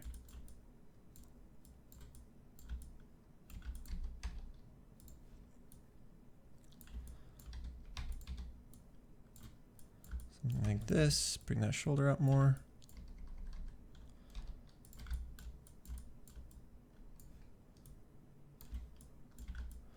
Let me actually see here.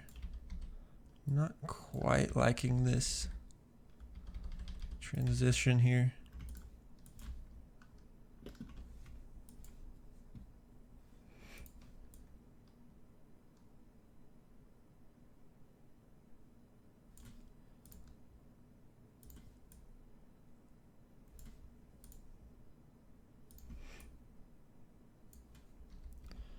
I think through this, I actually want to, let me see.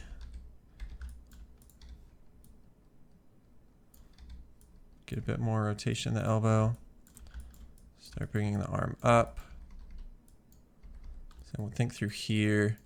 I want to continue that up motion with the arm because this arm is going to be kind of whipping around to actually help him spin. So I'm actually bringing it more above his head through this section.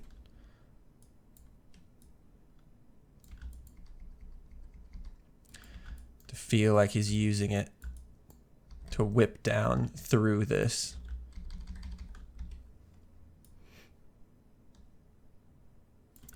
And then like here, let's see, so it's gonna whip down, and then through this, I probably wanna really get it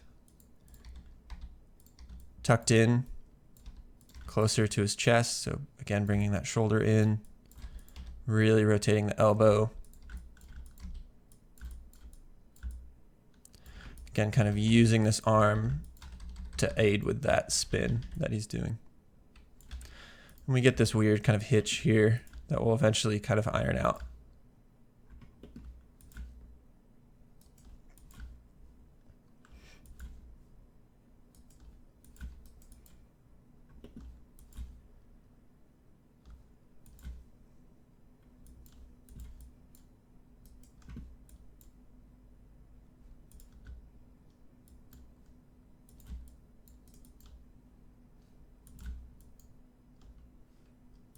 All right, let's go ahead and continue this.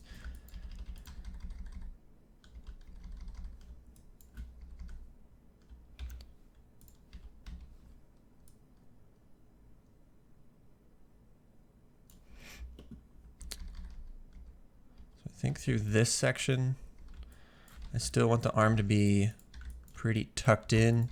Continue that elbow pull in there, get a bit more shoulder twist in this as well. But eventually the arm is going to kind of straighten out once he hits the sort of like apex of this jump here.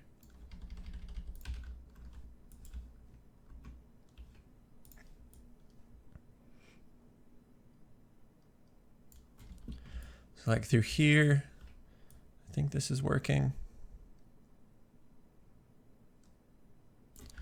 Because eventually that arm is going to almost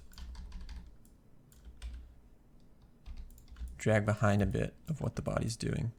So I think through this section, basically now I'm going to be like opening up that elbow.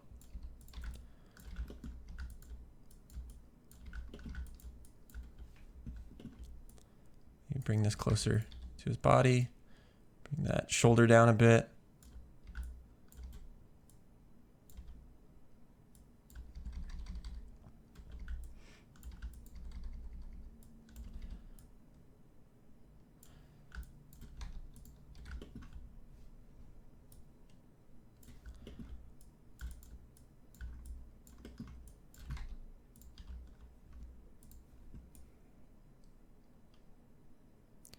It's working okay for that transition.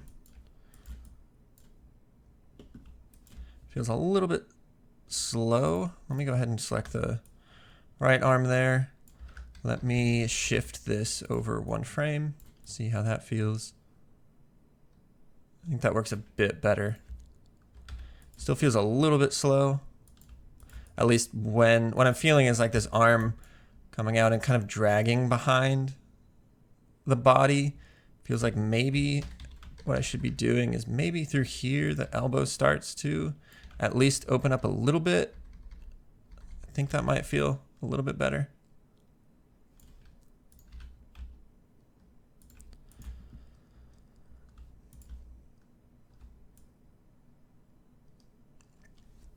And definitely what I'm feeling now, what we need to kind of iron out as we continue on here is what I'm getting now is this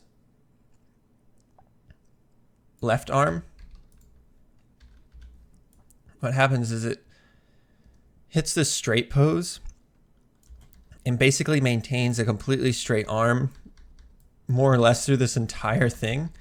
So we're going to need to play around with the posing on that arm, because what I'm feeling when I'm watching this is that the arm is just like in this one pose, locked in a straight pose, and just kind of following this movement of the body. Even though it is kind of leading this whip around, you can see here in this reach over, we need to figure out how we can add a bit of contrast in these poses. And my initial idea is probably playing around with keeping the arm bent for longer through this and then opening it up when he's trying to do this reach around here to touch the floor. So I think through this, we'll probably make sure we have a straight arm, because we wanted to feel like he's using this arm to really thrust him to complete this flip. but we can't sell that whip around with the arm if the arm maintains a straight pose through this entire section, because we don't feel that effort he's putting into it. So we'll probably just play around with kind of the elbow kind of posing through that. But what I want to do now is, now that we have both arms kind of animated roughly into generally what we want them to be doing, what I want to do now is kind of work quickly through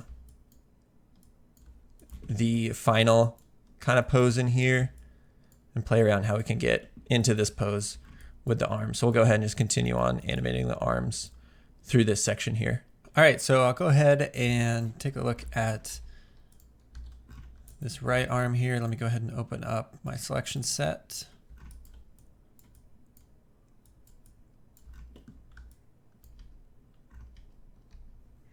So this hand is actually going to come down and plant on the ground. So as it starts to swing forward here, it's basically just going to continue that motion. And then like through here, it's probably going to start to reach toward the ground at least.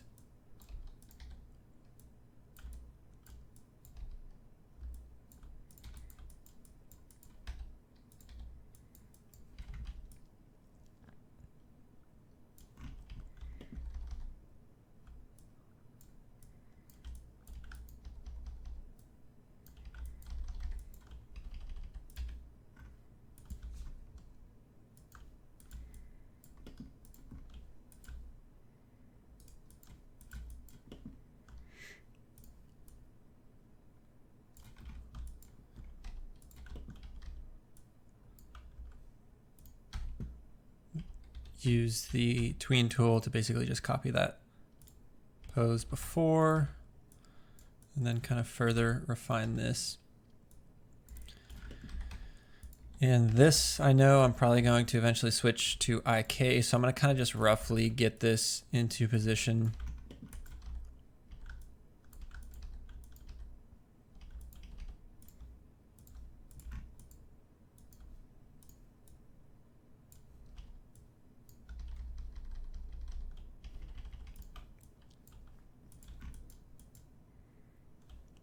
Then like the left arm here, let's see. So I know it's going to be kind of on the ground through some of this. I might actually get it to swing back a little bit earlier. Something like that. Its head is bothering me, so let me select the head controls here, the head and the neck. And what I'm going to do is grab the pose on 66, paste it onto 54, again by using animate here.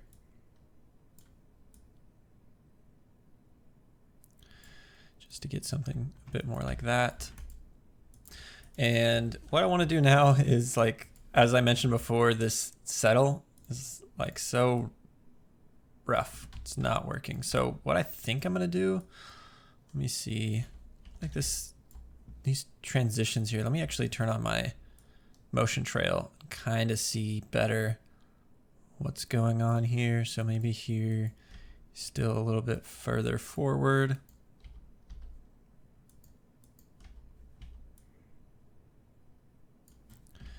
Maybe here he moves too far back. Let me see what happens if I actually delete that key.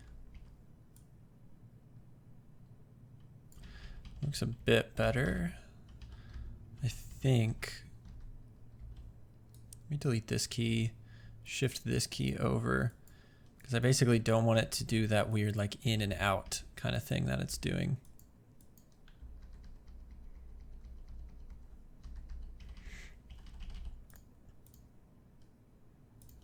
Then like next thing I really don't like is this like slow just transition into here. So what I think I'm actually gonna do, let me copy this pose. I'm gonna delete this extra keyframe right here.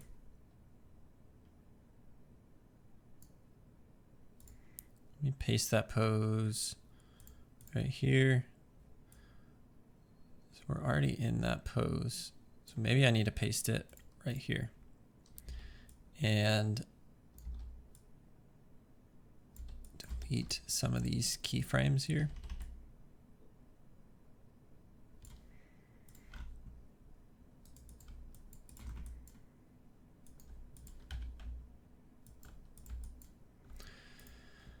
So it's kind of working. Let me try to, again, just get it there faster.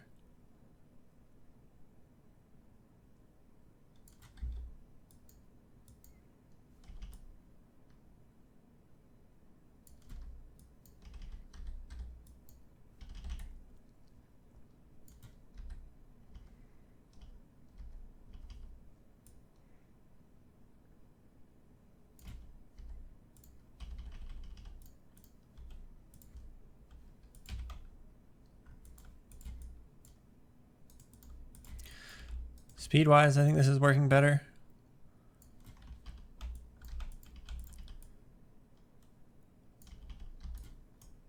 Delete that keyframe. Basically what I'm trying to do here is just really simplify this whole section, which oftentimes means I need to just delete keyframes, get rid of stuff, try something completely different. And a lot of times you'll do that when you're animating, and it's important to just not be afraid to do that and just be like, this isn't working, let me just delete everything. And I've still basically kept the end pose, but I'm kind of just removing that transition in between that. Maybe here I'll actually start sliding this foot back. Maybe I'll just plant it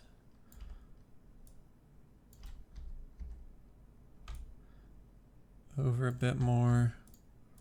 Let me fix this knee pull vector there. I think this needs to be basically sliding to where it ends up. Again, there's some cleaning up on the pull vector we need to do. But already I think that's working better. Again, by just deleting, starting over basically. It's like this, he's basically jumping and flipping into this position. So like we had him like slowly easing into that final pose, which didn't have the impact. Looking at this now, I know like this feels too fast right in here. So what I'm going to try to do real quickly is let's go to like 48. I'm just going to hit this plus icon, which will add a keyframe and shift all of the keyframes over along with it. So rather than doing like a selection like this, I can just highlight 48, hit this icon. We'll add that keyframe to it. I might add a keyframe here, here. Again, it was like a little bit too fast, but we want some of that snappiness. So something like this feels a little bit better. It might feel a little bit too floaty now, which is fine. It's not too floaty. We'll probably, again, just continue kind of ironing this stuff out. Let me go ahead and take a look at this toe roll here.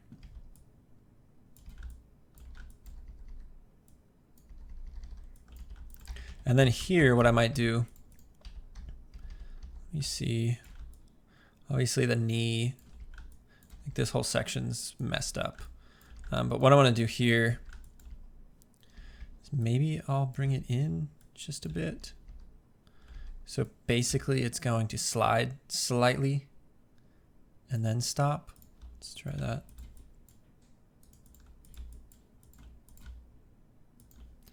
It's working okay. The other thing I want to fix, let me actually fix up this whole pose right here. It's not working.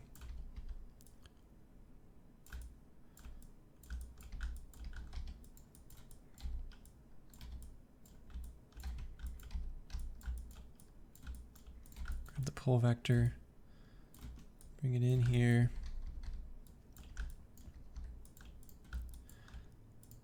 Might actually get the foot planted down right here.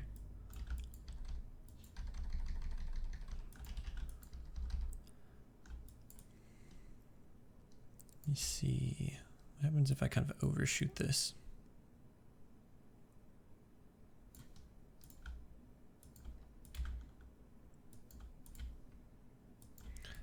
Feels a little bit better. Again, just a tiny bit closer to kind of what I want here, which kind of sliding a bit into this final pose rather than just planting perfectly into it. And again, it's going to be something we further refine and polish to feel the slide in the foot, feel a bit more of that tension through some of this. So like what could help this is maybe messing around with this toe roll here slightly.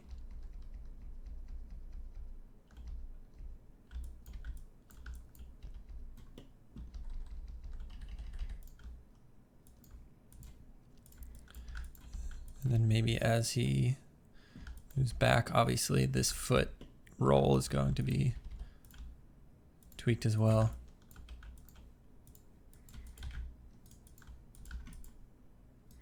And then the next thing, let me take a look at this.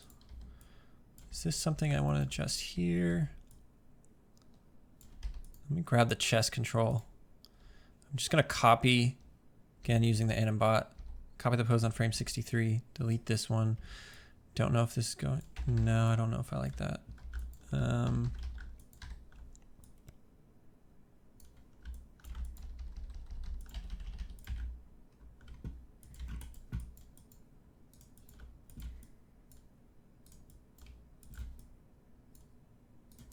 At least just copying that pose on the chest so it quickly rotates in. I might actually go ahead like here. Let me see. Maybe rotate it in a bit more. Then it's going to rotate out. And it kind of has like this subtle. The movement on the overall torso is too much.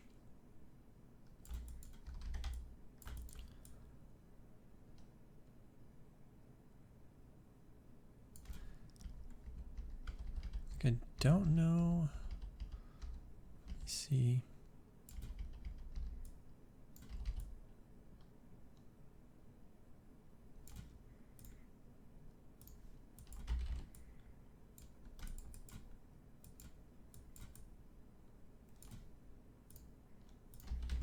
Don't like that. What happens if I delete that keyframe?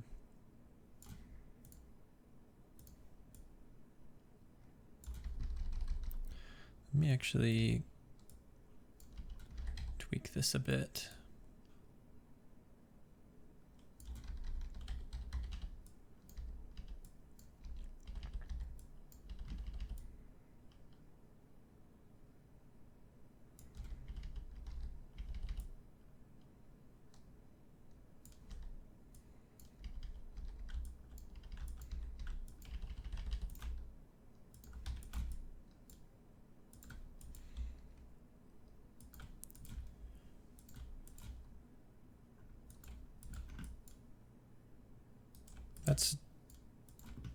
It's a little bit better. It's kind of doing kind of what I want, but obviously like way too much. I feel like we want to have this kind of nice bounce that's happening here. Maybe I'll bring the hips back.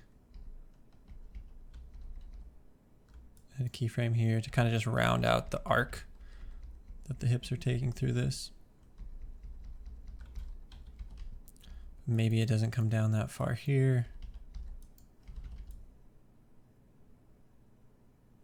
Like here, what I might want to do is carry this back a bit so it doesn't quite feel like it hits a wall as much. And then let me see what happens if I think like here I want to bring the hips down more. Through this as well.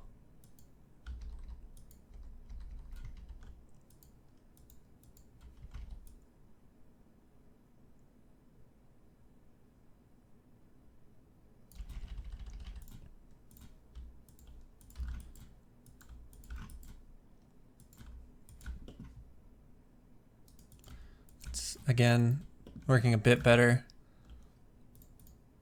Definitely better than it was. Definitely feels like it has a bit more kind of weight to it, which is definitely what we want. I might actually delay this foot sliding forward. Let me see how it looks if I kind of delay that.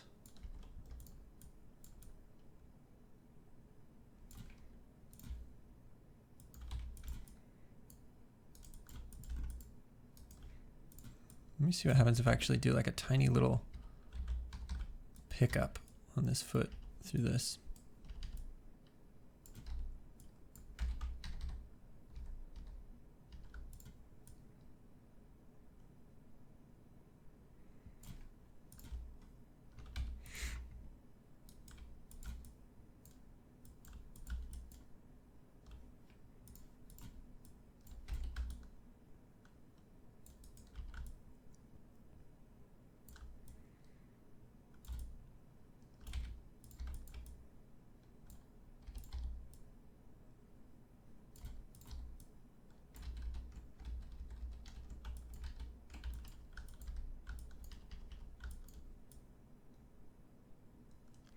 Definitely don't mind that little pickup on the foot.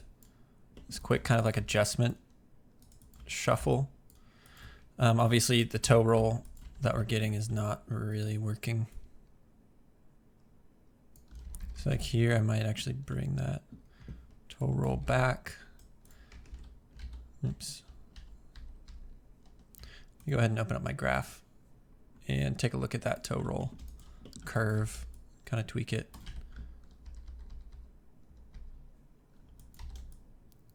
Kind of refine this a bit. This is going to be something we'll need to be thinking about as we work through this.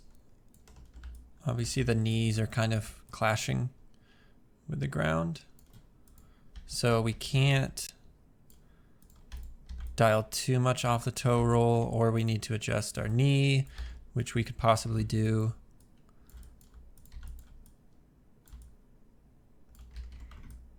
Which actually, let me see here.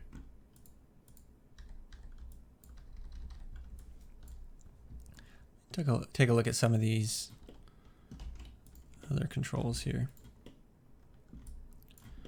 I could see what happens if I get a bit more like tilt.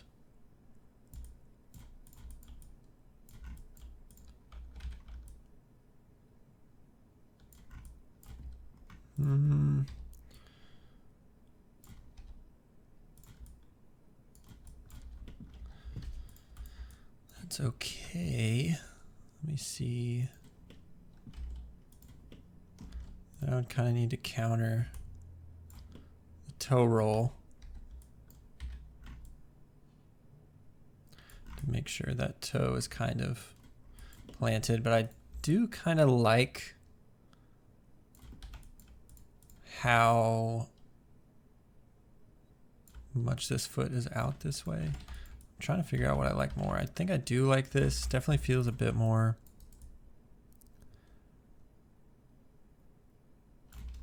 like Spider-Man pose. I don't know if I need that much toe roll. Now that I've kind of lifted that foot up and tilted it.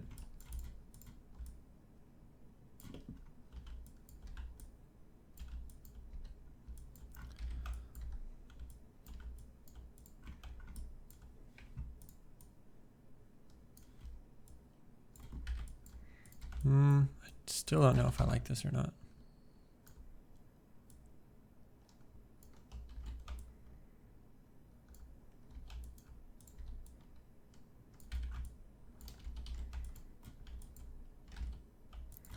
Definitely does open it up in silhouette a bit more. Let me actually select both of the foot and the knee. I might bring the leg in just a little bit. But what I'm going to try to do is, let's go ahead and copy that pose.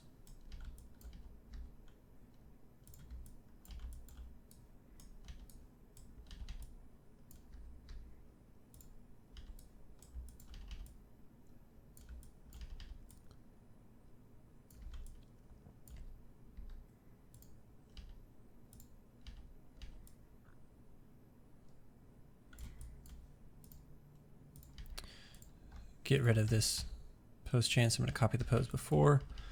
So I think I kind of like that a bit more, just widening up the stance here. Getting obviously a bit more of a dynamic kind of pose on the foot, a bit more kind of bend.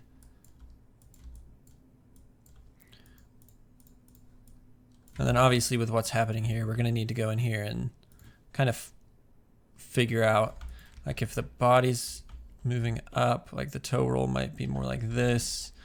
And then as the body goes up, that heel is going to go up as well. That's something important to keep in mind, especially when you're working on poses like this, where you're going to have your heel off the ground. Any movement that you do on your hips, like you can see our hips are bouncing up, back down, and then back up slightly. That's going to have effect on your feet. Now, obviously that can get into more like polishy details, and depending on how far you're needing to take your animation, maybe you don't actually need to do like super polishy details with like foot controls and like bending the toes and that kind of thing. But definitely all of those things are connected. And if your body's moving like this, your foot, especially if it's kind of planted on the ground like it is, it's going to affect the foot. So like as it drops here, this foot is probably going to start moving backward as the hips drop a little bit.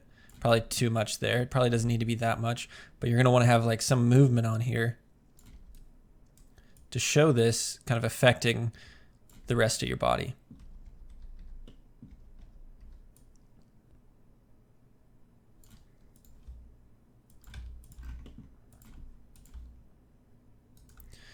The knee here, I'm probably going to bring it out a little bit earlier. Something like that. Cool. And then obviously, like, I think the next step I'll probably start thinking about where I actually more precisely want these arms placed, especially when I'm working with like an IK arm right there.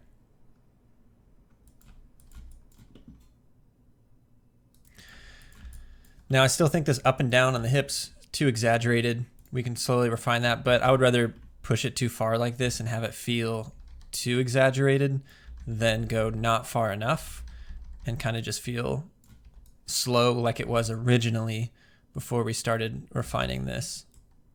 So at least it has like a bit more weight. It's a bit speedier in the transition on the ground here.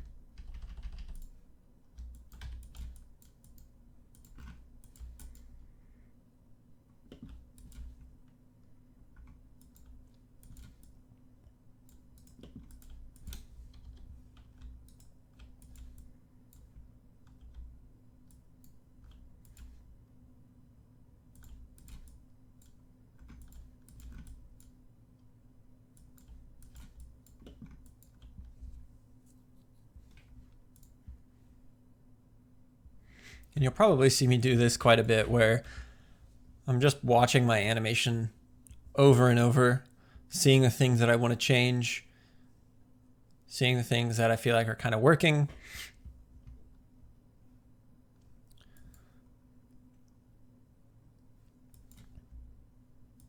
What I want to do now is let's take the arms off of local space. So I don't want them to follow exactly what the body's doing, what the chest is doing here. Obviously that's going to be harder to get kind of more refinement in these poses. So I'm going to select both of my arm controls, go to the World Bake tool. Again, I'll put link in the description, the actual video I have of going over all the plugins and the scripts I use, this being one of them. So you can actually see kind of where to download this script if you want to use it yourself. And that's interesting. Why did it place it down there? Okay. I think it's because our translation is locked off. Let me try this one more time, but I think what I might have to do, which is fine. Let's see here. All right, let me go ahead and do it kind of the old-fashioned way. So I'm going to create a locator, scale it up, select this arm control, and let's go ahead and in the animbot, I'll select this copy world space, select my locator, paste it. It's going to reset the scale to match the control, which I don't want. I'm going to scale it up so I can see it. So now you can see my locator is matched exactly the position of that controller. Let me create another locator. Copy world space, paste world space, scale it up a bit. I'm not even going to worry about renaming these right now. I just need to use them temporarily. So what I'm going to do is select my arm control, shift select that locator. I'm going to go to animation, constraints, parent, open that up, apply that. Do the same for this one. I can press G to basically redo that last command. So now what we have are these locators following exactly what those arms are doing. Perfect. So that's kind of the long way of basically kind of doing what this world bake would do with the click of a button.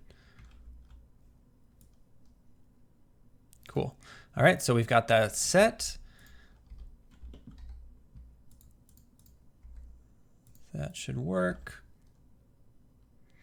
What I'm going to do now, let's see, make sure I have everything I want here. Let me shift select both of the arm controls, go to the FK world, break connections, zero that out.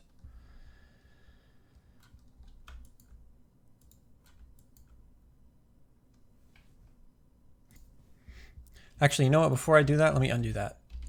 I'm going to select both of these and I'm going to go to Edit, Keys, Bake Simulation, do a Smart Bake, see if this works. All right, so we've got our keyframes placed to where they need to be in order to keep that animation there. And it looks like we're gonna get some gimbal lock. We'll see if we can fix that. Hopefully we can. Let me actually open up the graph editor and see if I can just fix this real quick. Do the same on this one.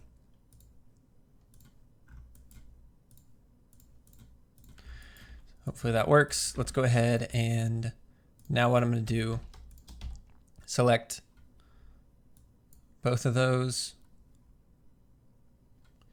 And I'm going to break the connections on the FK world switch. So there's no keyframes on it. Press 0. I'm going to select this one, locator 1, shift select my arm control. I'm going to go to constraints, parent, maintain offset. And it does not let me add a constraint. All right. Let's see.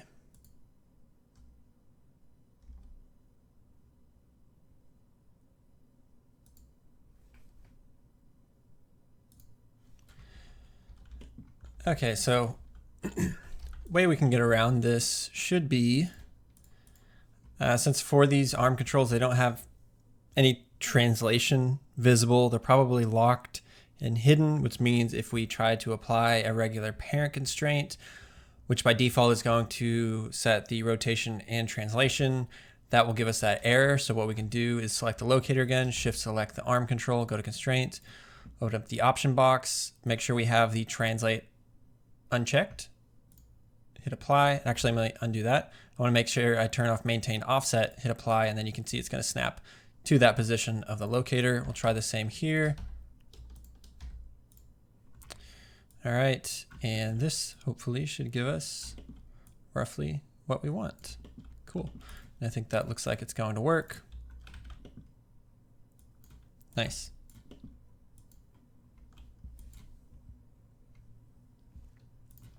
So now what we can do is I'm going to select both of these, go to Edit, Keys, Bake Simulation, do a Smart Bake. Bake that off, select both of the locators, and I should just be able to delete these now. And we get some horrible gimbal lock. Awesome. Let's see if I can fix this easily. The Wheeler filter, there we go. Looks like it fixed that one. This one, I assume, will probably have something messed up on it, but maybe not. Maybe it'll just work. Cool, and it looks like it worked. Obviously now you can see the shoulder is going to behave differently when the arm is not in local space. So you can see we're going to be kind of able to kind of independently move these shoulders around, which is definitely a better way to work. Sometimes I do like how I have done it here. Just like if I'm doing a rough arm pass, I'm not going to worry about switching spaces. I'll kind of just get them roughly into their pose. And then now this is going to allow me to go in here and actually start really fine tuning the movement and not really worrying as much about a counter animation. So obviously now if I do like rotation on this, you can see how the arms are going to be kind of pinned there and wanting to stay kind of where they're at. They're not going to follow the hips or the chest one-to-one like that, which will allow us to more freely kind of animate these things. So like through this section, what I'm going to do is I might actually tuck the elbow in a bit more, bring this arm down. The shoulder actually might be up a little bit too high right here. Don't know if I want the arm to kind of rotate out like that. I want to maybe keep it in. Let's try that.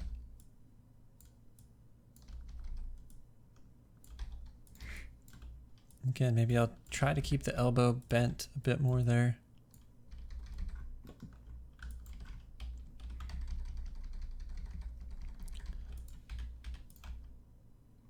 Which will hopefully add like a bit better contrast through some of this.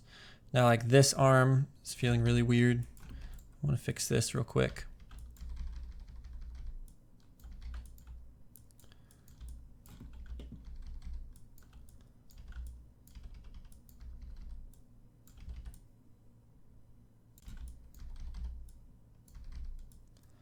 Here, I'll probably actually bring the arm in more. Let me see what happens if I apply that weather filter to that to fix that gimbal lock.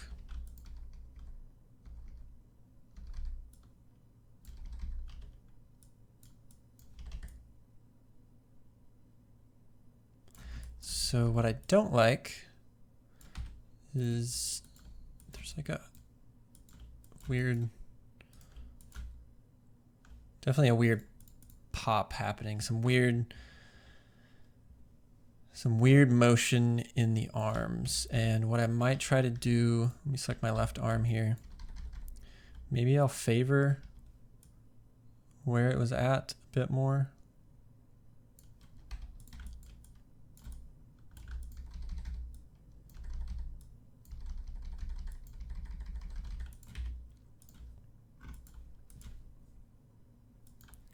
I think that feels a little bit better.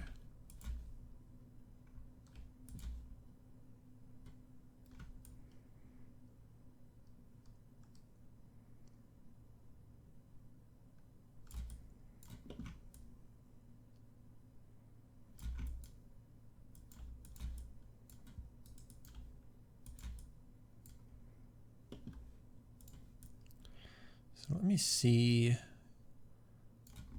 what happens if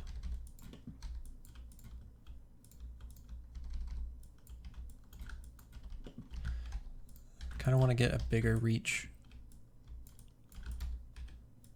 on the arm there.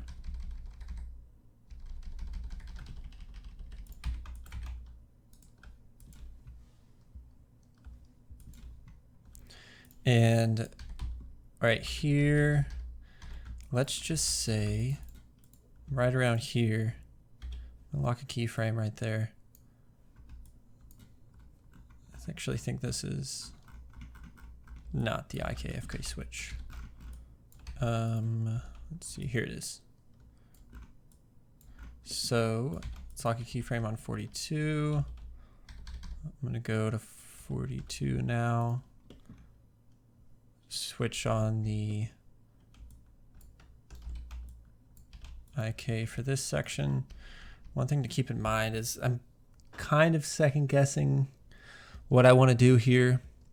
There's a couple different options. One option is just to keep it in FK. And depending on what I want to do with this hand plant, if I want this to be more of like a quick kind of brush off the ground where he kind of plants his hand, but it's only going to be there for a few frames, chances are you could probably get away with just keeping the hand in FK and almost kind of frame by frame those 3 or 4 frames, because it's going to switch directly back to FK right here when the hand comes around. I might do that, but let's go ahead and just try to get it kind of working. So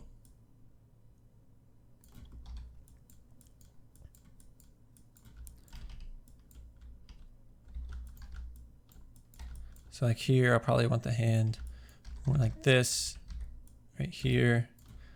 Bring that elbow in.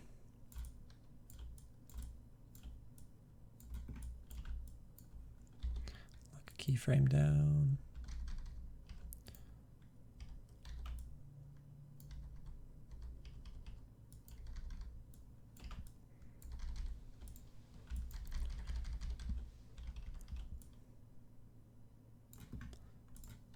So like obviously I'm going to need to bring the whole entire body lower, which I knew I was going to need to do to actually get this hand like where we would want it, which is, you know, planted on the ground here.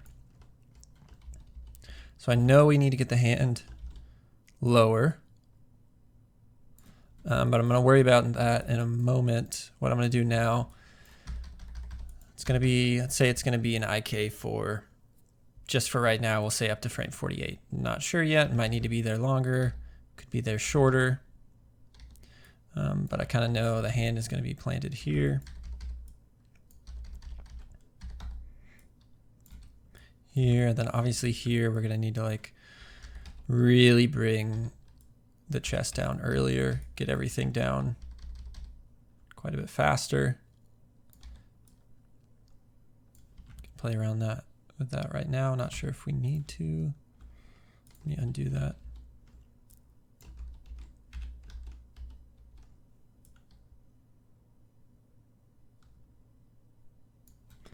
So like here, it's probably going to be, yeah, because like the way this is moving, it might still be on the ground, but it's probably going to be dragging a bit more. Let me actually get the shoulder down here.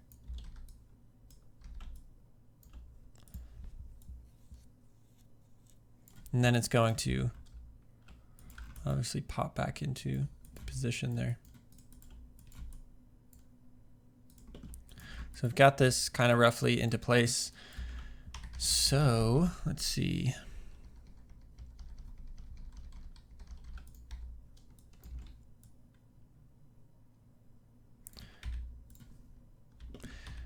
I need to adjust the height. And I feel like the best way to do this is, let's select this master mover control here. I'm going to delete these keyframes. And what I want to do, I'll add a keyframe at frame 38. And this might seem kind of weird, but I'm just going to bring the body down. And I kind of want to play around with this, like where it's actually going to feel correct in order to have the hand planted on the ground.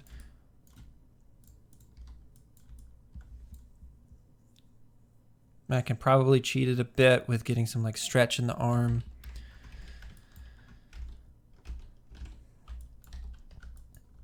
Actually bring it up here a bit. Bring it up here. Bring that elbow in. But obviously now completely in the ground after that. So the option now is to bring everything back up to 0. Let's see how weird this is going to look. This is going to look maybe not great, but actually maybe it's not too bad. Obviously we're going to need to fix the feet.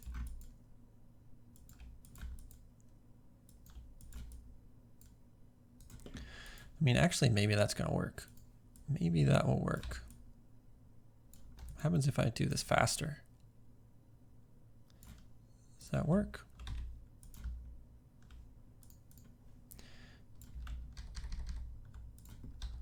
This would still be on the ground. And yeah, definitely this section, it's more just like kind of brushing on the ground rather than like completely planted.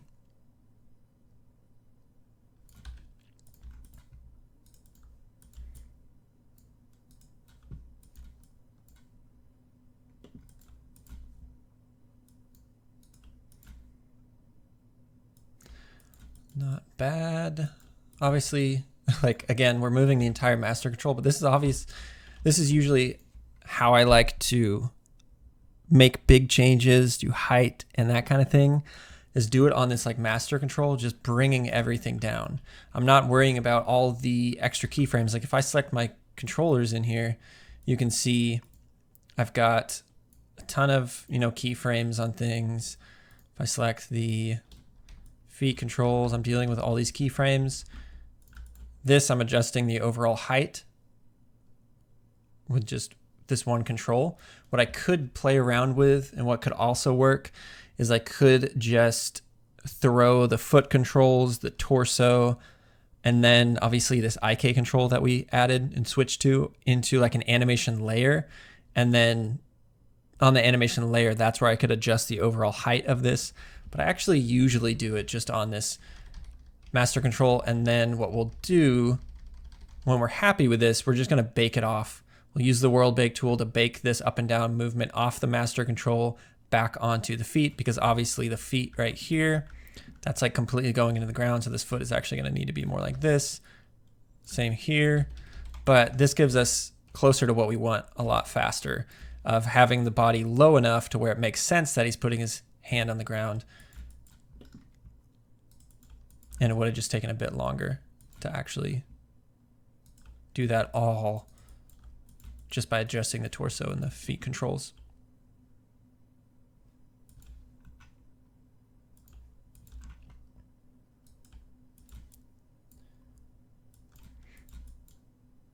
Cool. Now let's go ahead real quickly. I'm going to go in here and figure out, so where would I want this switch on this hand?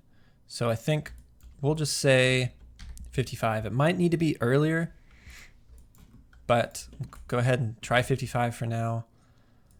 I'm going to key the IK switch. Key the IK switch on 50. So it's basically going to transition from 50 to 55. And then the IK switch is going to be turned on. Let's bring the hand closer to where we want. And then again, this is going to be what we'll also need to really go in here and adjust and fine tune. We'll need to tweak the chest in order for it to make sense for the hand to be on the ground. And I'm actually, again, not really worried about finger poses at the moment. Bring the shoulder down. I think this might actually work.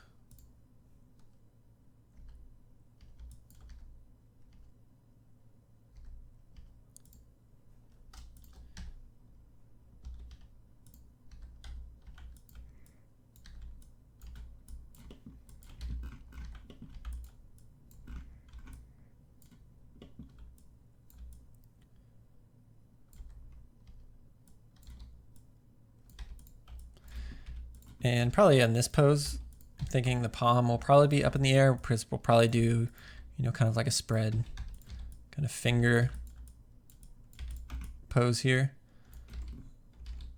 And let me actually, you know what I'm going to do? I'll just throw that in real quickly, just kind of the finger pose that we would want. So I'm going to lock a keyframe down, kind of have all these selected. I'll get these selected too. I think I missed some of these controls in here. Press S. Lock a keyframe down on 50, so we'll kind of transition into this pose here. Then I'm going to very quickly kind of pose some of these fingers.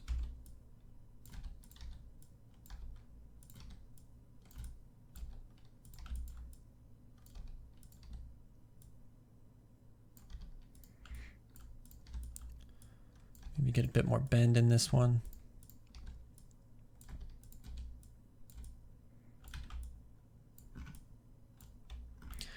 actually don't like how straight that is.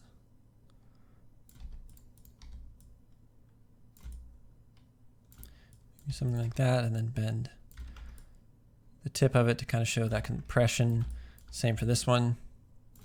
Get a bit more bend in that tip. All right, bring the thumb out.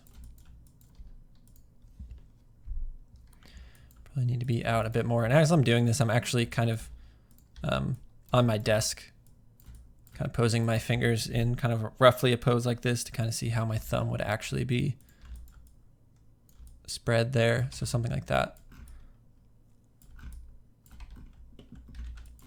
And we can further refine that pose as well.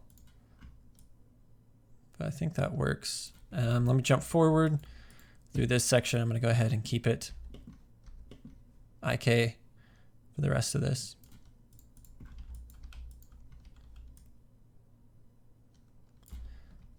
Let me see here.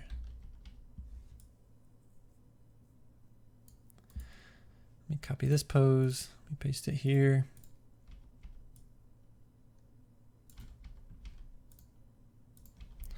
Definitely don't like how much that's moving to the side, but I do kind of like that little bit of movement that's happening. I'm not sure if I'm going to keep it.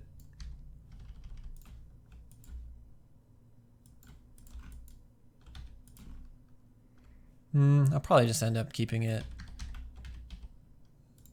where it's at. And then we'll eventually want to add like a bit of, again, just like, you know, the ankles are going to move and the heel is going to move with the body going up. This hand planted on the ground, if we want to get really polishy in here, this is going to start kind of like rotating up, pivoting more off the tip of the fingers, kind of like translating and rotating up to get a bit of that. Then as the body comes back down, we can kind of get that in here really quickly, like it's rotating up. Then as the body puts the weight more on that hand, it's going to start to kind of compress it to the ground. So again, you want to always be kind of thinking about how one little body movement on this main cog control is really going to affect every single part of the body. And you want to make sure that you're getting those details in there. Now, obviously, depending on the animation you create and the time frame that you have, a lot of the times you're really not going to get your animation to that point, especially if you're working on, you know, the different types of animation. Obviously, you'll have more time, and, you know, depending on the project you're working on, you'll have more time to do animations. Although sometimes you may never get into those super fine, polishy details, but it all kind of just depends.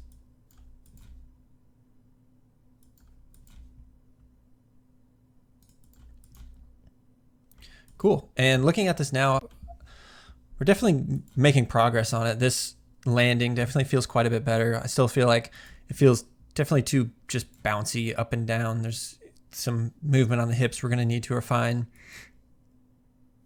And I think looking at this, what I'm probably going to want to eventually do is just get into, like, from here to here, this cool kind of landing pose a little bit faster. I think this transition to it is just a little bit slow, and I think it's mainly down to, like, this arm is taking way too long to actually get into that final pose, so we can refine that.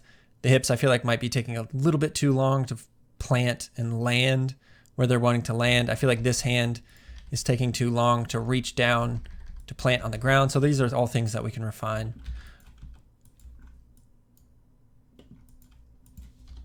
Turn on the lighting and the shadow so we can kind of see this a little bit better.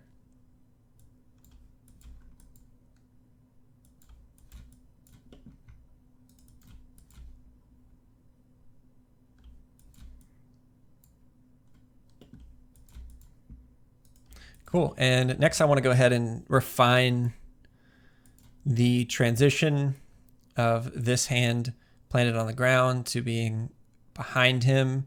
But before we do that, we need to go ahead and actually get the animation off of the master control that we did there and just back onto the regular cog control and the foot control. So we'll go ahead and do that now. Let's go ahead and select the two foot controls. I'm going to shift select the torso, and I'm going to go up here to the world bake tool. I'll choose bake selection to locators. Should have our locators now following the controllers. All right, that looks good. Now, if you remember, there was an issue using this for the actual arm controls. These arms are in world space, so we do need to actually bake these to locators for this to work. So what I'm going to do is do what we did before. Drop in a locator. And let's go ahead and select the right arm. Choose copy world space, paste world space, can scale that back out. Create another locator.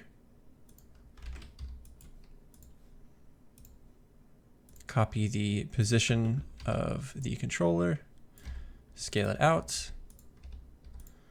All right. That's working. Let's go ahead and select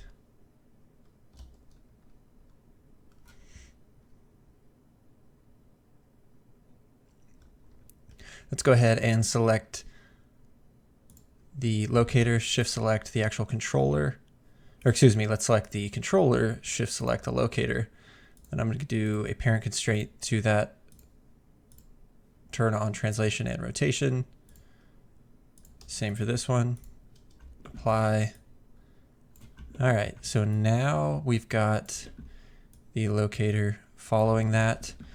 So just like we did before, let's select the locators and go to keys, bake simulation, smart bake it. Okay, so we should have everything set up how it needs to be for this. Actually, the last thing that I need to do, let's see. I want to make sure I actually bake the IK controller to a locator as well for this kind of very short section, but we'll go ahead and do it there. Okay, so we've kind of got everything moving how it needs to. Next step, let's just select the master control, delete all that animation we created. Now you can see our locators are matching the position as they were with the master control animated. So what I'm going to do now is select the torso, choose bake from locators, choose the two foot controls, bake from locators. That should all be working. I'll go ahead and do the same for the IK hand control. And then lastly, what we need to do now is we need to select the locator here, shift select the arm, open up my parent constraint, turn off maintain offset, turn off translate. Same for this one. So hopefully this should follow the arm. Getting some gimbal lock, so what I'm going to do is add that Euler filter to that, which I think that happened last time with that arm as well. So we'll just run that gimbal lock and that should fix it. Or excuse me, run that Euler filter and that should fix the gimbal lock.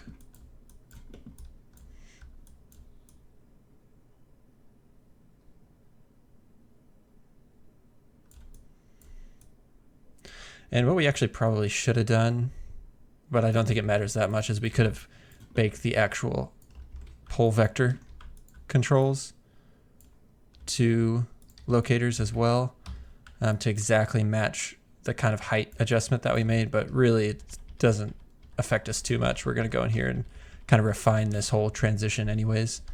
So it's not that big of a deal that we didn't do that. But yeah, so we've got these following the locators, just working well.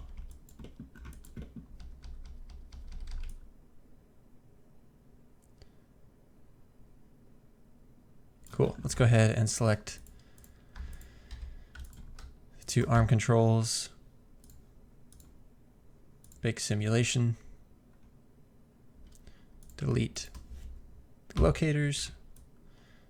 Probably need to apply that again, so let's go ahead and do that. Apply that Euler filter there. Cool.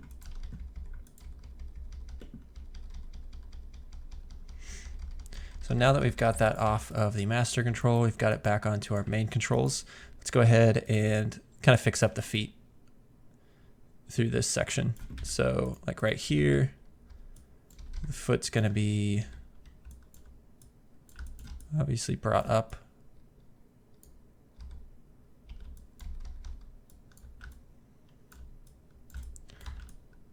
Need to grab this pole vector, fix that knee position.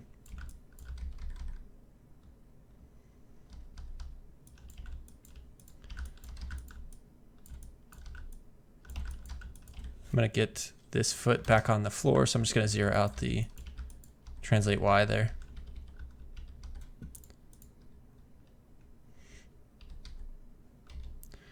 And for this, maybe I will go ahead and tweak the, let me see here. I could just try tweaking the toe, oops, and seeing if that works.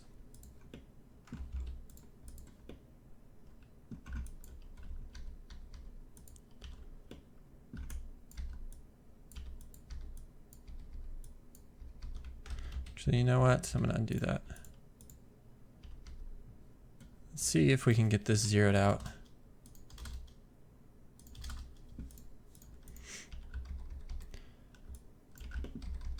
And then let's fix that. Give him a lock. Still kind of doing it, so I'll kind of force it into position there. Not sure why that didn't fix it. Okay, so here, what we'll do is get toe roll.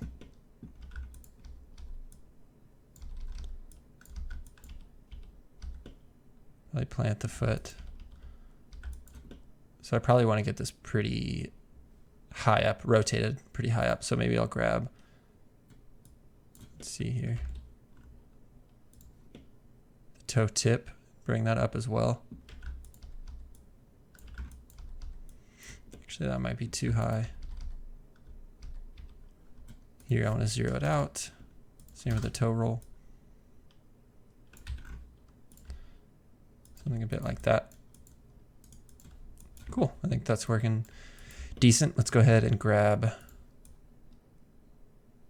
actually this foot is going to be working fine because we actually zeroed out that kind of change in the master control at that position. But one thing I know I really want to fix is this pose right here.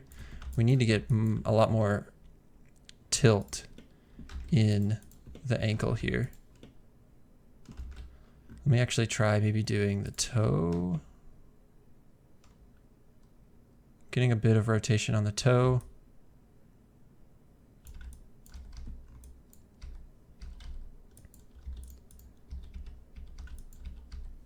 Let me open up the graph editor, make this a little bit easier to adjust this.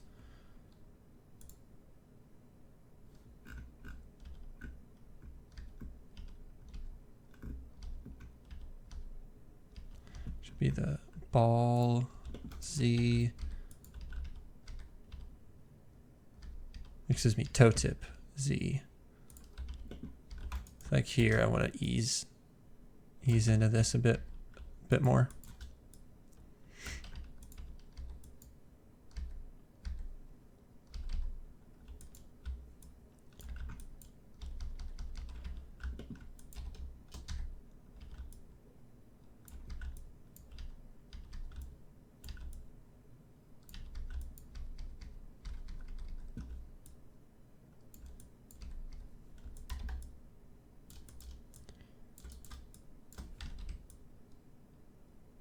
Something like that. Cool. I think that's working okay.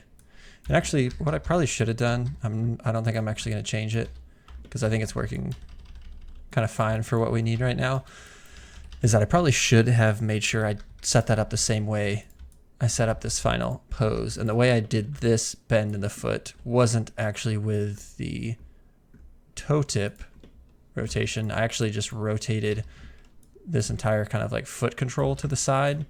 and then countered that rotation with the toe tip rotation.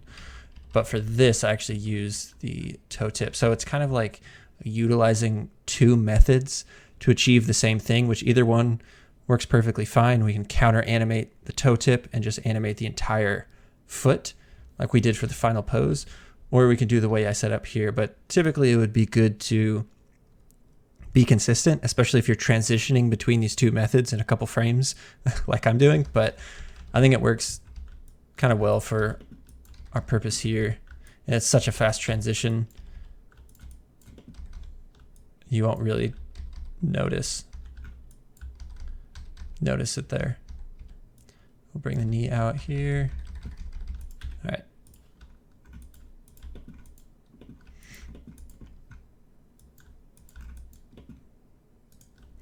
Close the graph editor, close the world bake as well because we don't need that open. Let's go in here and I'm going to start tweaking this arm here. And I actually probably could have gotten away with bringing the body a little bit lower.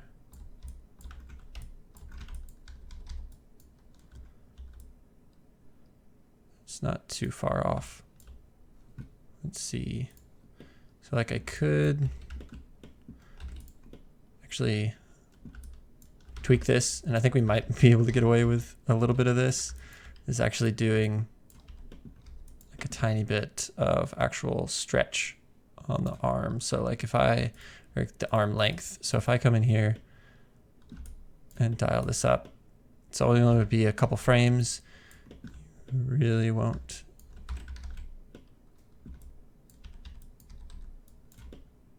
notice it too much.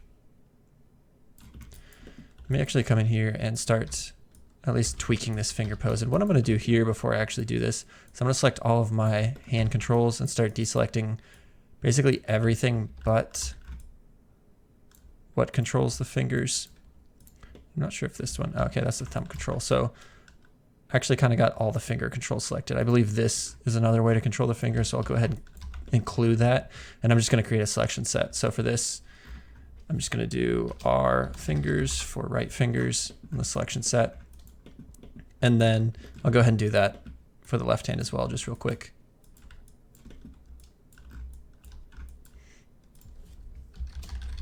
That way, once I actually come in here and start doing a quick pass on the fingers, we'll have those selection sets ready.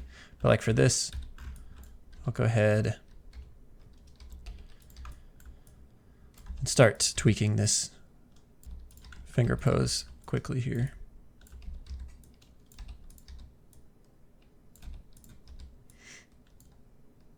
And actually, before I do that, I need to set a keyframe. So go to our fingers, press S. It's S on 37, so it's going to be transitioning into the pose up to frame 42 there. And then I'll lock another keyframe down at frame 55 because we might keep a similar pose like this. So now let's come in here and start refining this.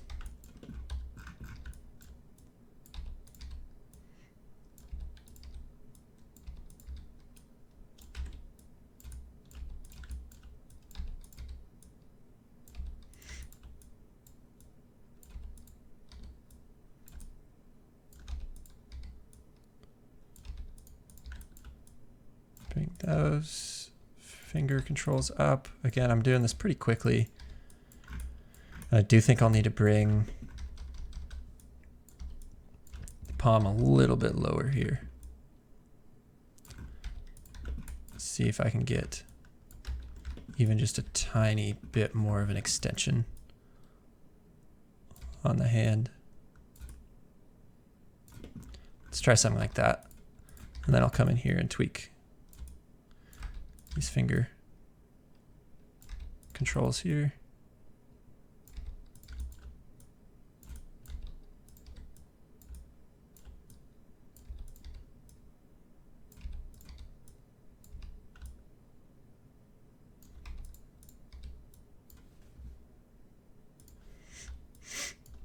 So I think that will work for us. Probably going to keep the hand kind of where it was.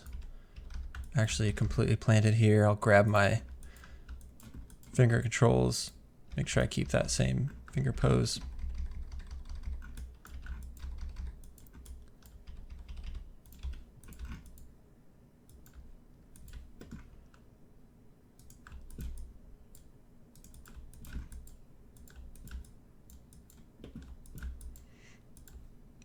All right.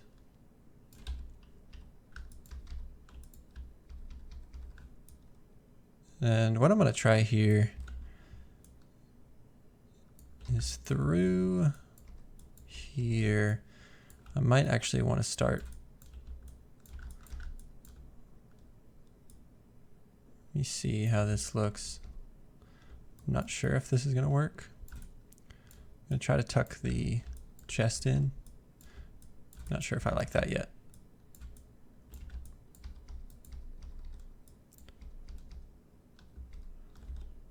I'm going to set a keyframe on 49, delete this keyframe, maybe continue a bit of that rotation on the arm, still kind of favor that pose, so I'm going to keep the chest kind of rotated that way.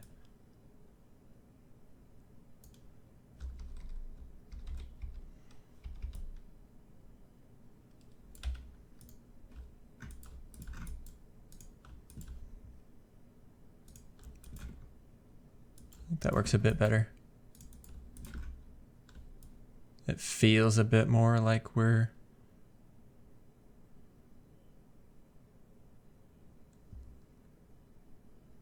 using that arm. And I probably want to keep it planted a little bit longer too. So let's see how long we want to keep this planted. I'm going to lock a keyframe on 47. See how that looks. And I still think it's going to work. Let me actually come in here and dial back some of the arm length.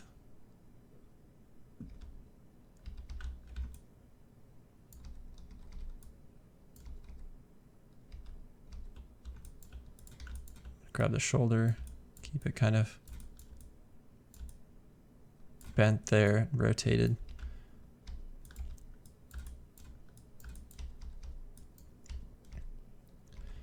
Still want to keep the shoulder down just a bit.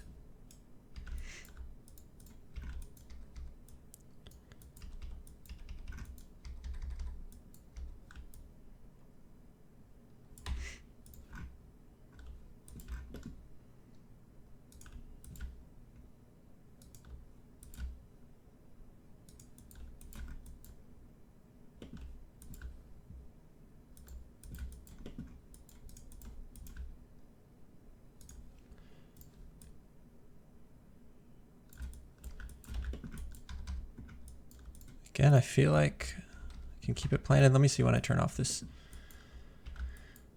Okay, so let me maybe keep it on IK up to frame 50. And it's going to pick up off the ground here, but it's still going to be kind of favoring where it was a bit.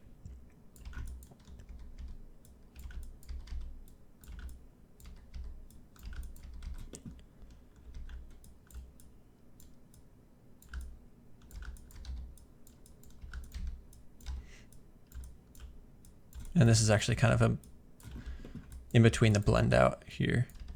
And I mean, what we can do is, what we might end up doing is just doing a one frame switch between IK and FK. But sometimes we can get away with actually having a multiple frame blend out of it and it working decent. However, like through here, we need to actually make sure we're still animating the IK control if we wanted to have a decent blend out. It's like obviously in here, it's whipping really far back.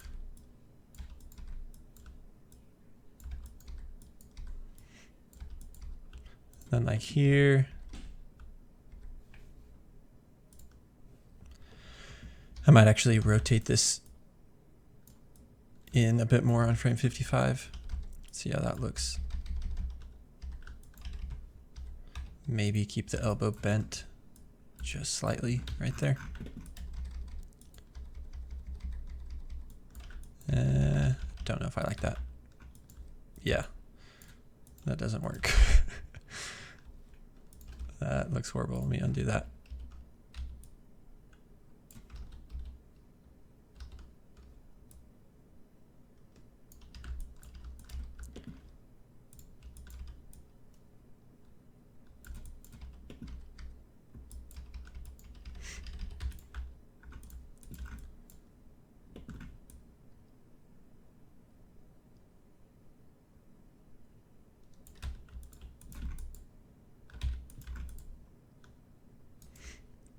I think what I'm going to need to do is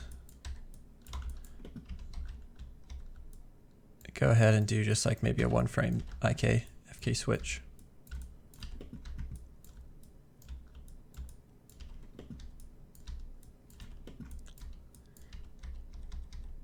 And hopefully it'll be fast enough. So what I'm going to do is on frame 49, let's select this, set a keyframe. Let's see how if this is going to work for us. Grab my left arm control, press S to lock a keyframe on frame 49.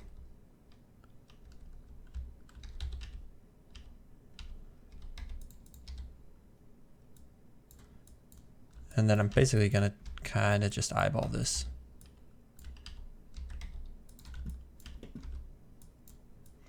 What I'm hoping is that this is a pretty quick transition. The hand's picking up here, so like we can hide an IK FK switch pretty easily right here. I think we should be able to get away with it.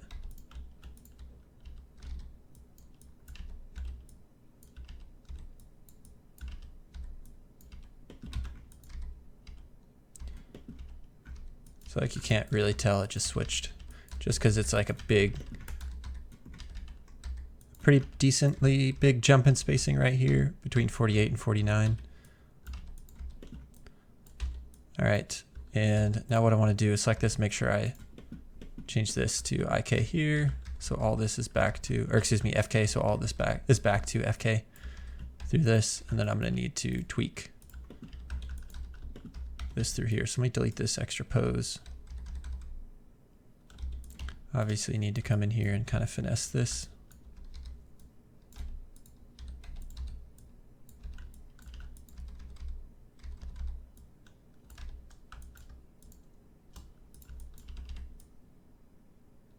Yeah, this like just snaps.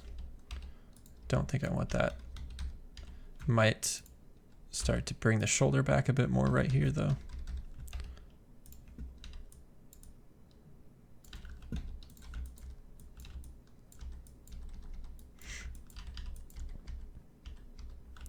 Take a look at my graph. Make sure I'm not getting any weird gimbal lock or anything. I'm gonna actually set these all to auto tangents. When I was like copying this animation back to the locator, sometimes you'll get some weird curves like that. And it's actually probably a good idea to just come in here and clean this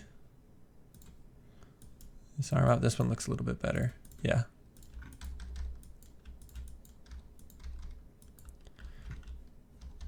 Let me add frame to this. Yeah, this is like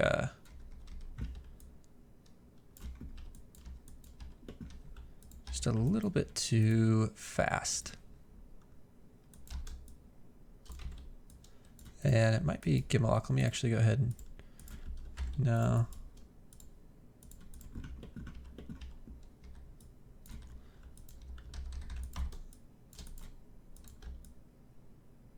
Let me ease off on that rotate Y for longer. And you'll notice that through this whole video, I haven't really used the graph editor a whole lot unless I'm doing something very specific that sometimes is easier in the graph editor. Typically, I don't work in the graph editor all that often. I don't really care what's happening in the graph editor. I kind of just animate based on what I see in Maya. And then if I'm doing more polishy things or just trying to do something like specific, where sometimes it is easier to just to create kind of like an ease out of a transition, sometimes it is easier to do that just in the graph editor.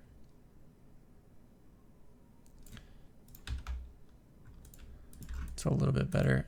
Still like just this harsh hit. And let me see how this feels. No, it's not working.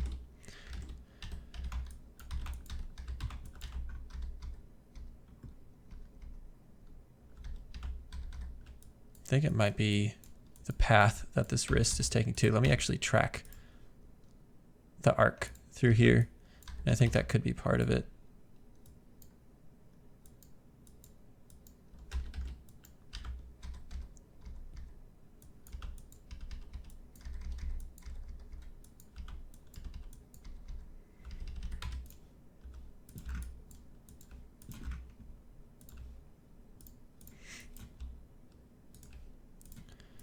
Let me add a couple frames to this transition here.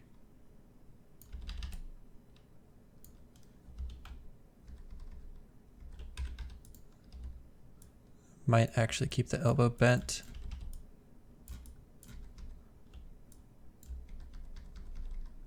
A little bit longer there.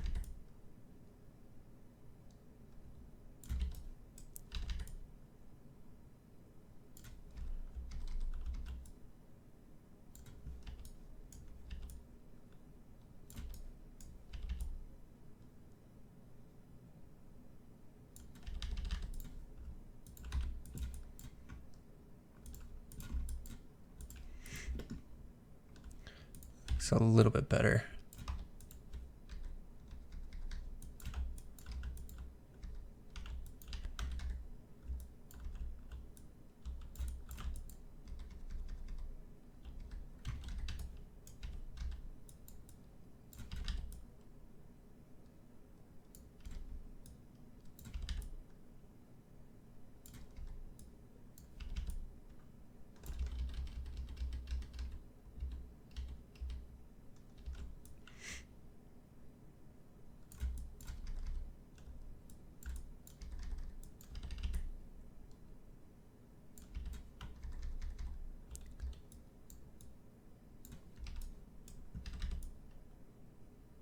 Right now I'm kind of just playing around with something, basically just getting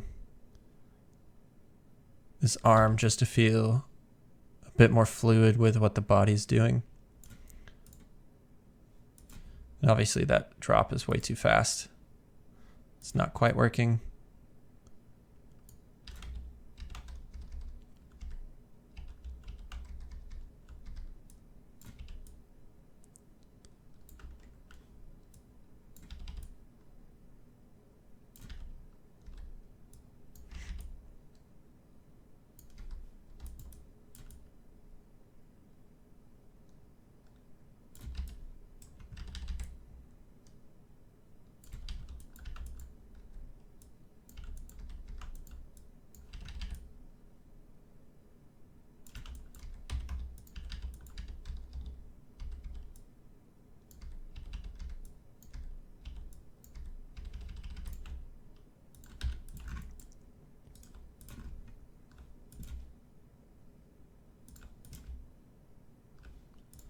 It's kind of working, but it still feels just a little bit too stiff in this.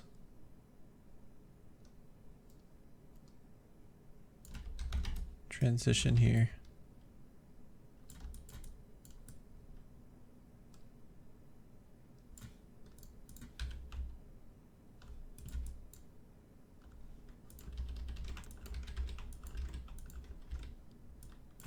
Let me actually get the shoulder involved in this more.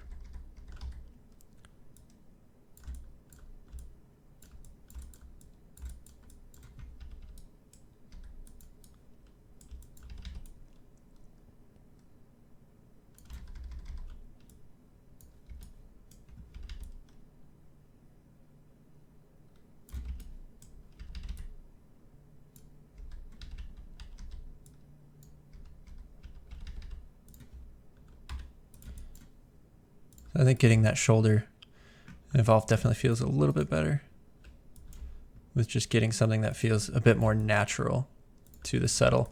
From this view, it feels pretty harsh. Let me add a bit of time to that.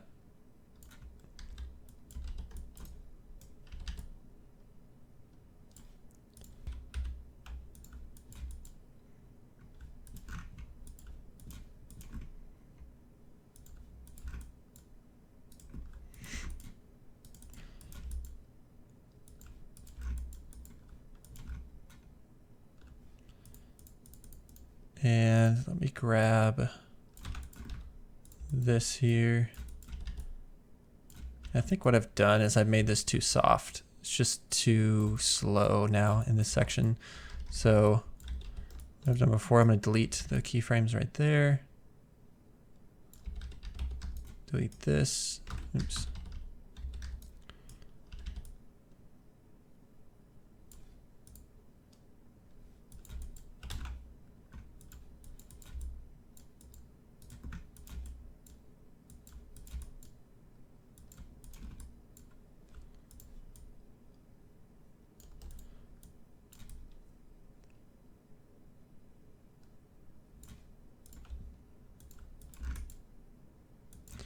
I think that actually works quite a bit better. I mean, you might have got closer to the original timing we had, but again, that's kind of just goes back to like the kind of trial and error that I'll take when animating, of just try something. If it doesn't work, try something else. If that doesn't work, in this case, going back closer to the timing that we originally had. But I think adding that better settle to the arm helped kind of flesh this section out a bit more.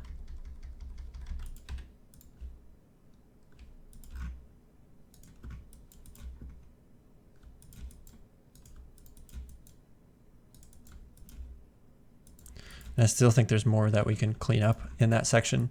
But I think for that settle, it's kind of working for what we want. There's definitely a hiccup in the path that this is taking.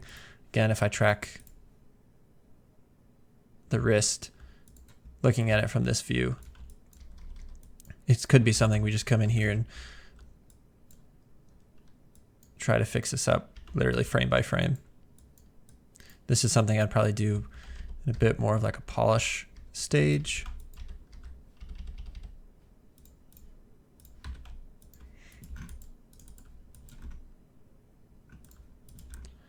Sometimes it is faster just to get to the point where you know what the spacing needs to be, and what Maya is giving you is not exactly what you want. So it is like just going in here and finessing it until it's closer to what you want for that section. So something like that I think works better. And then of course we haven't even animated really the wrist at all through any of this. So maybe we can do like a really rough quick pass through some of this. I'm not exactly sure what I want, what the wrist actually should be doing through this. So maybe I'll just, again, play around with some things, play around with having a bit of drag in it, bit of delay from what the arm is doing, bit of twist.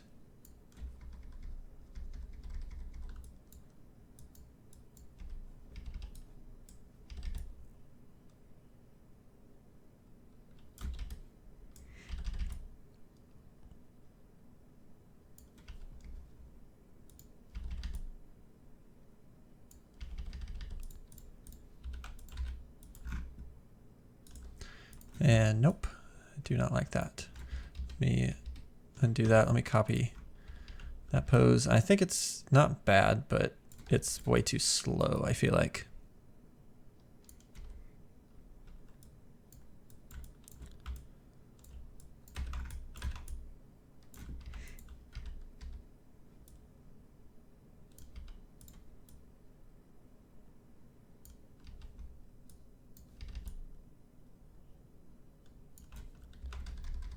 Maybe through here, I actually drag it in.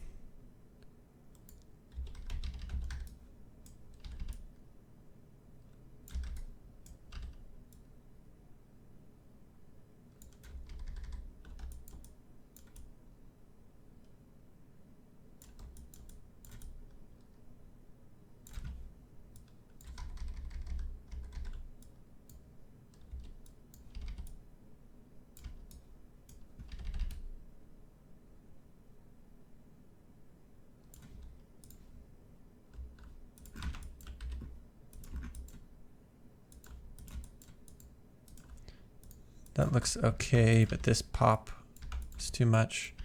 Again, it's happening. Feels like it's happening delayed from when it actually should be happening.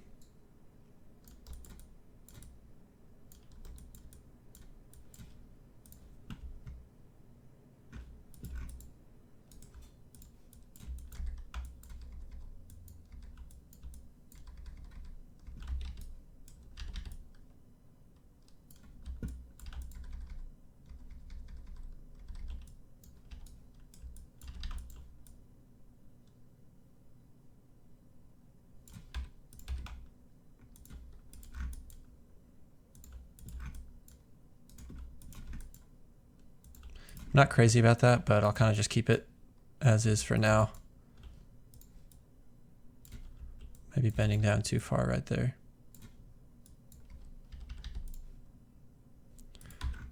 Just something like that might work. And I think something that feels weird right now, which I know we're going to start tweaking as well in this settle, is like the chest and the arm movement. So right now it's like the arm has this settle, but we're not getting much in the way of chest movement in this section.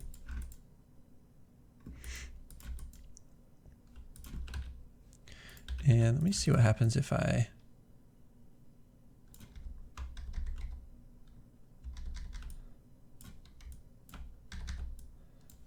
add like a quick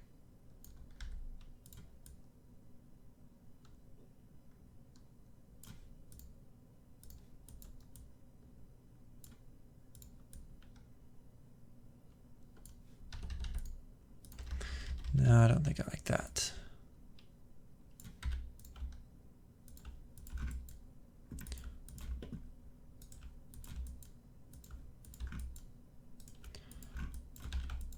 Cool. So what I think I need to do now,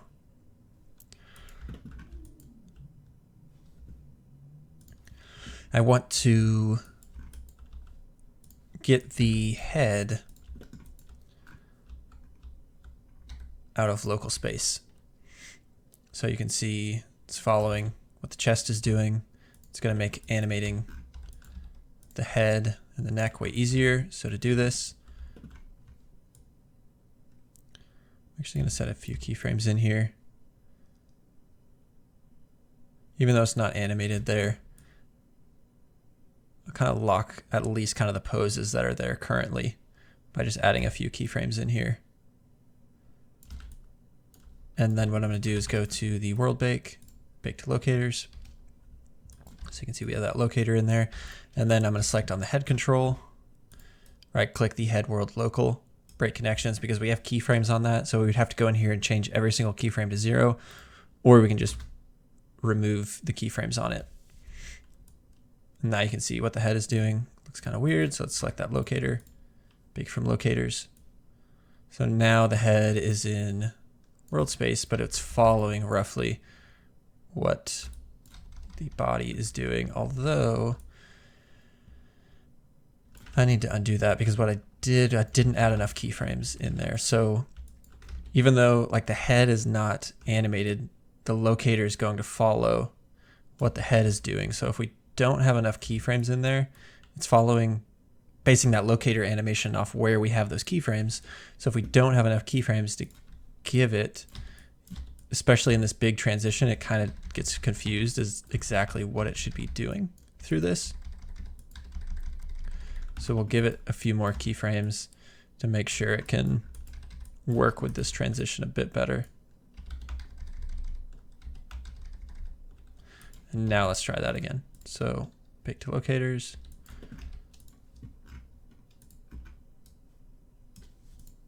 Zero that out.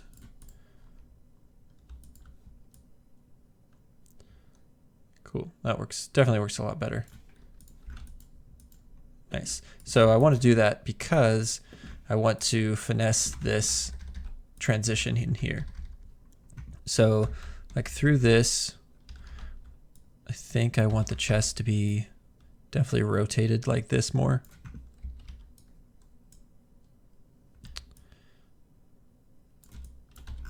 I think I'll see how this looks.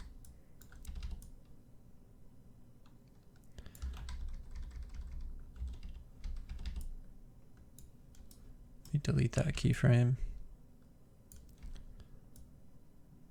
A bit of rotation like that. A bit of rotation like that.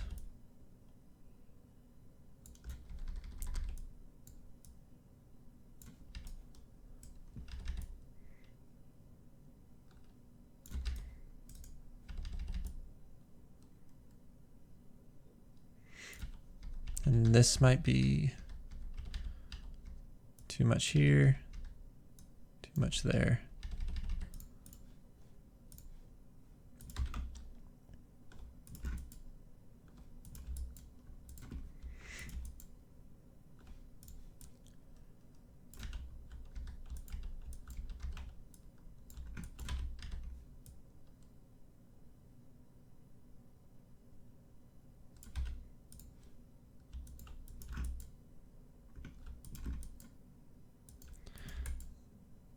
It's kind of working a little bit better. Getting a bit more kind of fleshiness in that saddle and in that body, getting a bit more chest rotation.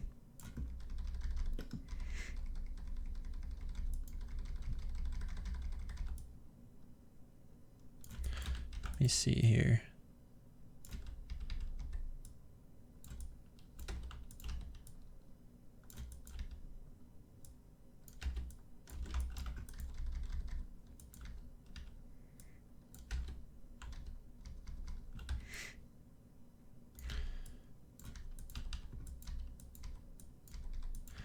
And let me actually go ahead and select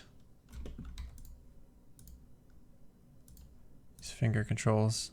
I actually did these finger controls opposite. This one should actually be right finger. This one should be left finger. Let me rename that. Fingers. I have to take the one off the other one there.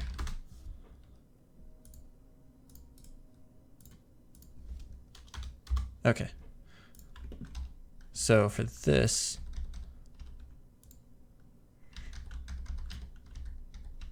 I want the fingers to be up a bit, just quickly getting that in there. And I'll probably actually need to get to the IK position a little bit earlier.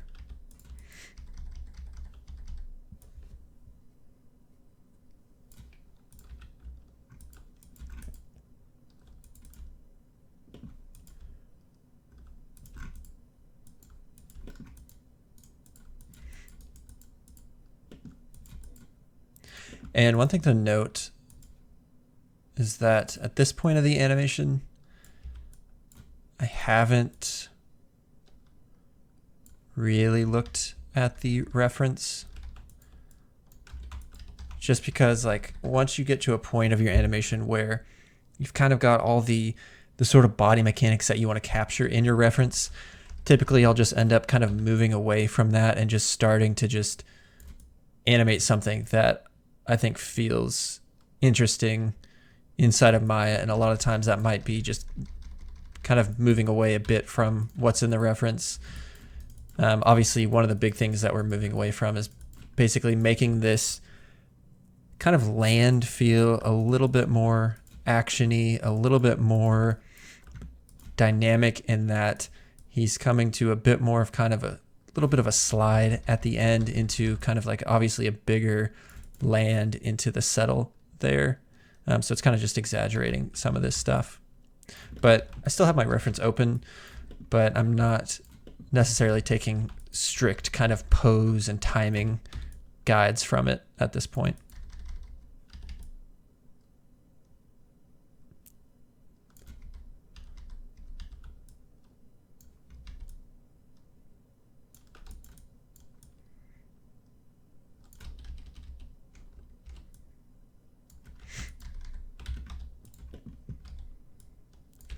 I'm gonna bring the shoulder down in that pose.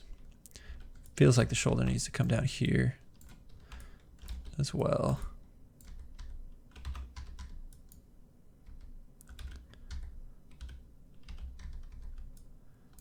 As it's kind of reaching down.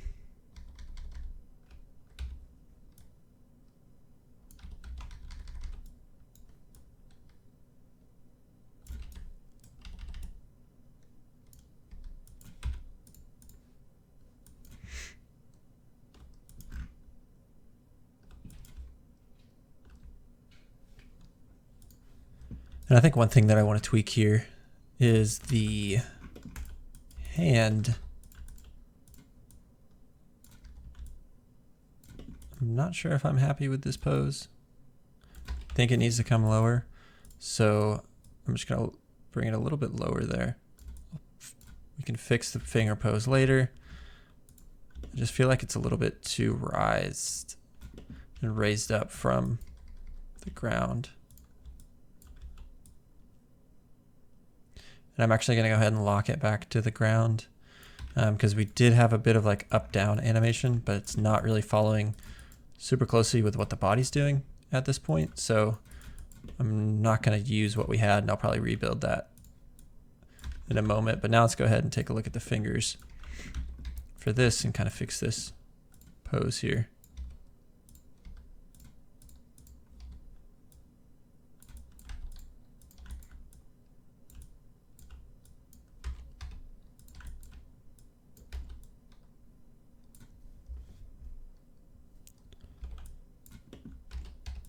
Something, bring that finger up like that. Basically kind of just wanted to get these out of the floor there.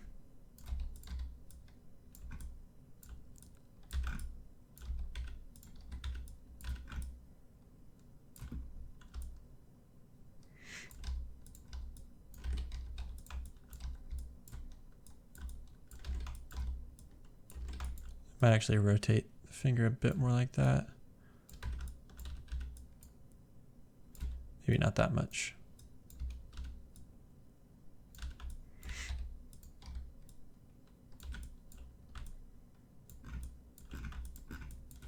Cool. That works a bit better. Let me grab that pose, paste it here, paste it here, here. Cool.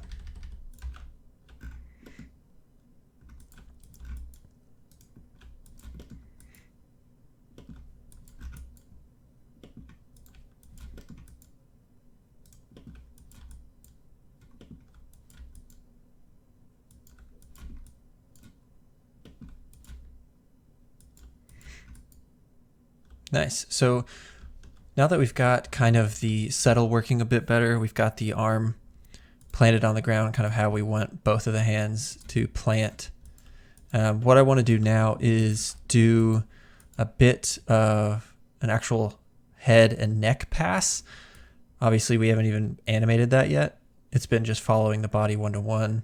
But now that we've got it in world space, we can actually go in here and start doing a bit more with the head through some of this, make it feel like it's kind of helping pull over the body as well. And then we're actually going to do a hip pass, because that's another thing that we actually haven't animated at all until this settle. We did like a little bit of a bounce on just the hip control, but obviously the hips are going to be really involved in a lot of this motion. So we'll think about that as well. So let's go ahead. And we're going to begin by just doing a quick head and neck pass on this guy. So what I'm going to do first here is come up here and let me select the neck control. So I have this main neck control. We have these two kind of mover neck controls. See, we just have translation on those. But what I'm going to go ahead and do is shift select all those neck controls, shift select the head, and I'll just create a new animation set, or selection set, excuse me, and just name it neck head, just so I kind of know that selects kind of all of those controls right there. And let's see, so I think around frame 18 or so, I'm going to tweak this pose, get something a bit more like this.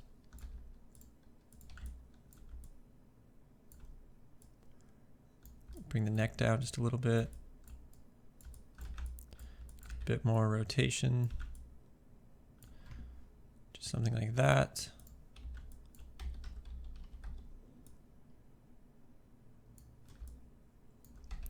Might actually rotate the head even more right there. Just something a bit like that.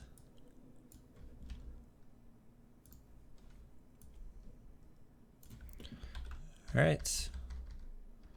Let me lock a keyframe on frame 24. For this, I'm going to bring the neck back. Start rotating the head this way. Same on the neck control.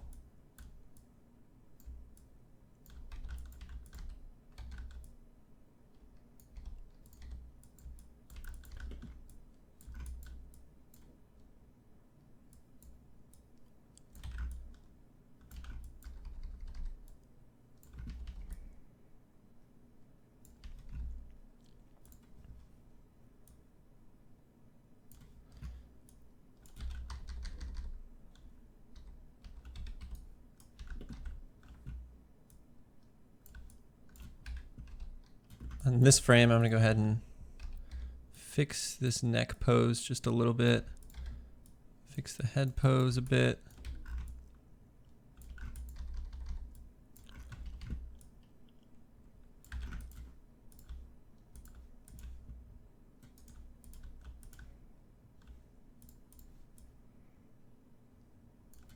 Here, I might actually rotate the head even more.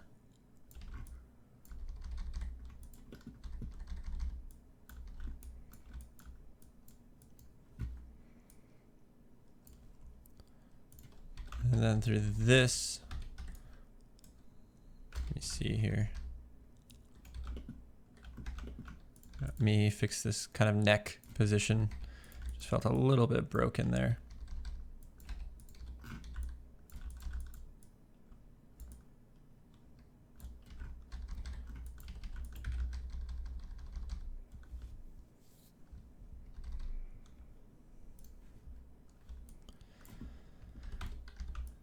And then here, what I really want to start doing is bringing that neck down, fix that pose, make sure it kind of flows nicely with the rest of the body.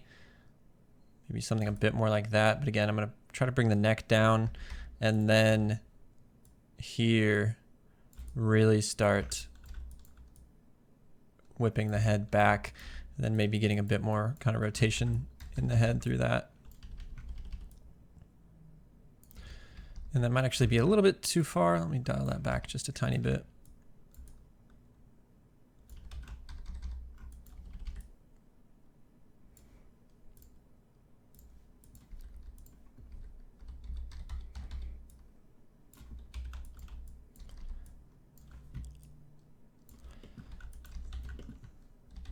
Let me actually see what happens if I delete that pose right there. I think I maybe still want this to be kind of rotated back a bit.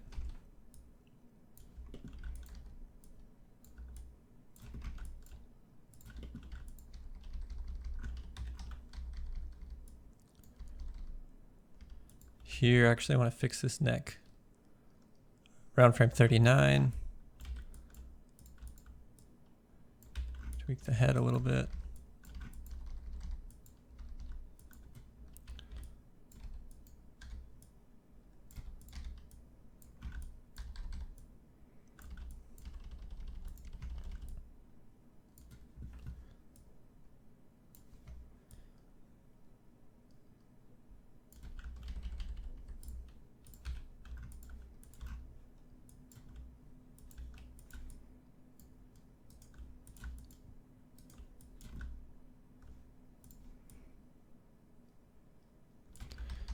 Right.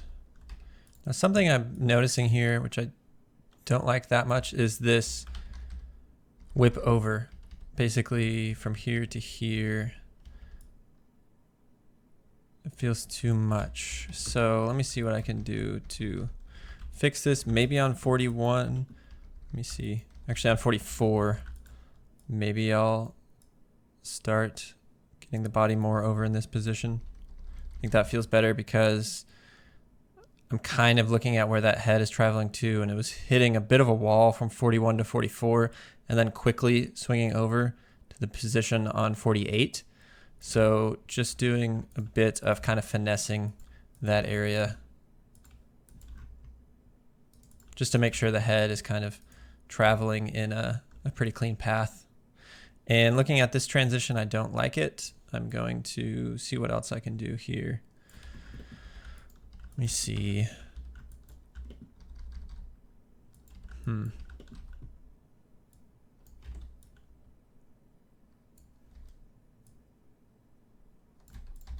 See what happens if I'm looking more this direction.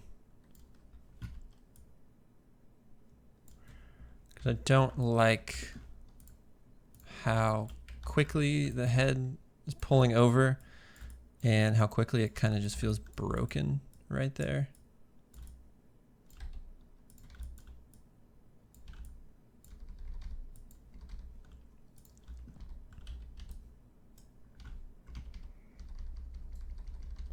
That might work a little bit better. I think that works a bit better. Now what I'm going to try, I'm not sure if this is going to work, but let's see here. So body comes down.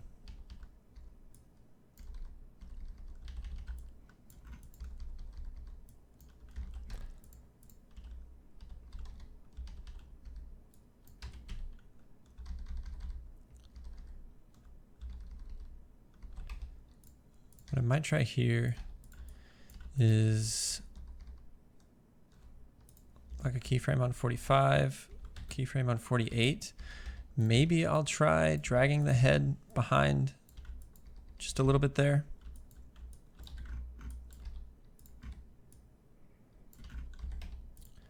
Kind of see how that looks.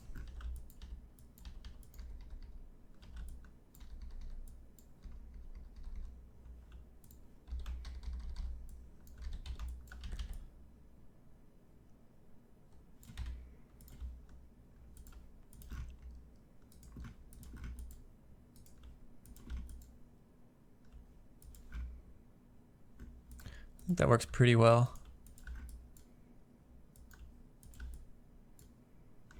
And now I'm kind of just going through and like cleaning up some things that I notice that I can kind of clean up pretty quickly. And this, like, I like how quickly it lands and stops, but it just feels like it hits a little bit too hard. And I think we can probably grab this translate X. I'm going to come into the curve. Again, this is good to use. Myself, I like to use this to kind of quickly fix kind of these spots in here where I feel like it's hitting hard. So I know I can go into this curve and do like a little bit of adjustment on this keyframe to bring it back just a little bit and basically create more of like an ease into this final transition back here. And something like that might just be enough to make it feel a little bit better.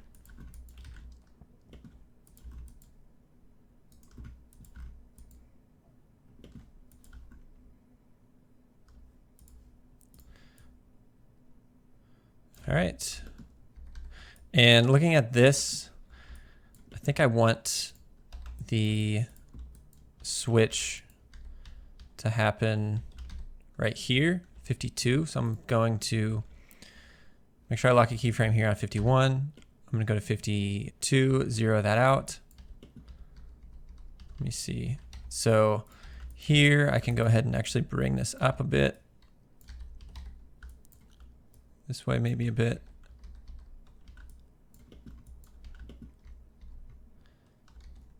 The hand is kind of just grazing the ground here.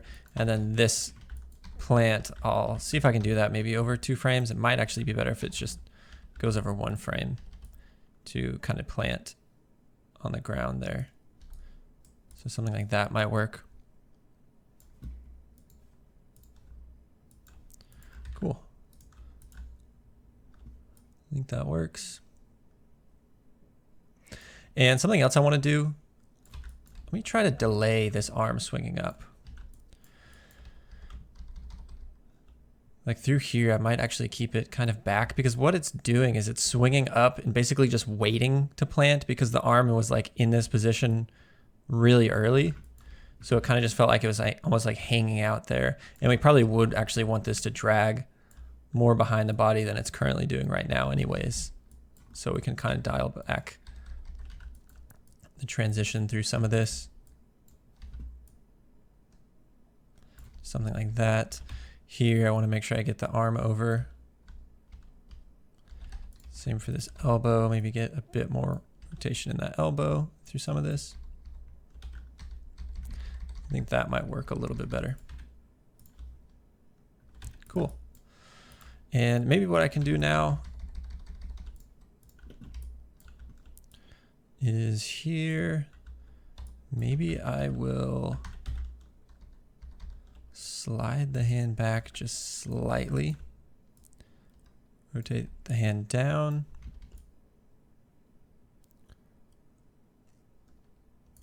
and then maybe settle back to where it was.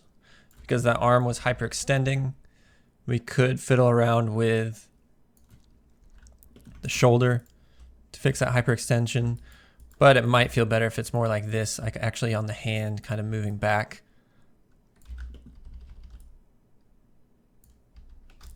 See what happens if I add one more frame to that.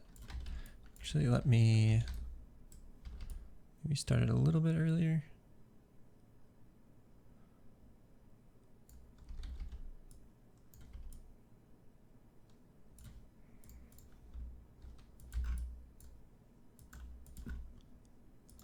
Cool, let's try that, and then I'll do a quick pass on the fingers here. Now I know I mentioned we were gonna do head neck pass, which is kind of done pretty quickly.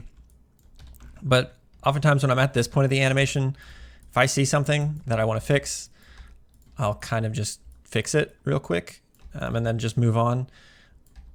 Sometimes that's not the best approach, I will admit. Sometimes it's better just to be like, I'm not going to move on until I finish a pass, a complete pass on, you know, like the hips or the legs or anything like that, and then I'll move on.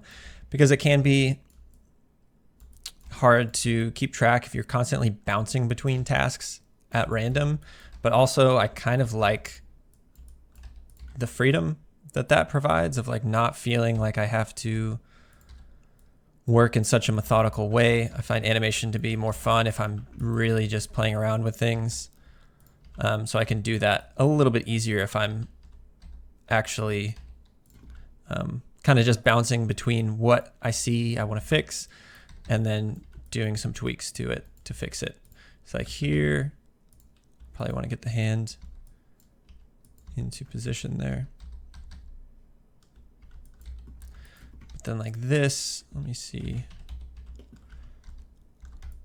I feel like I might want to bring this hand down. It kind of compresses and then goes back up.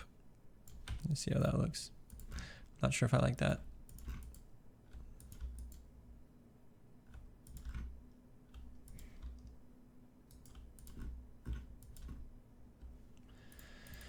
Let's work on that finger pose here and maybe we can find something that works. I'm actually going to bring all of them up together to make this a little bit faster.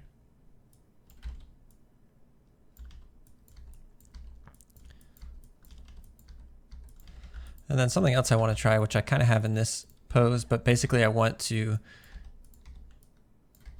have the hands contact and then spread out further. So it's like they're contacting, then they spread out, but like on this spread out, I want to have it happen over a couple more frames.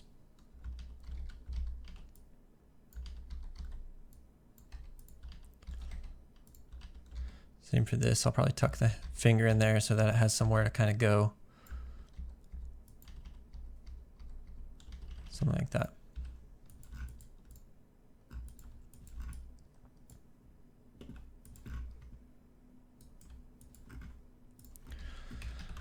Then on this, we'll need to tweak the finger pose here.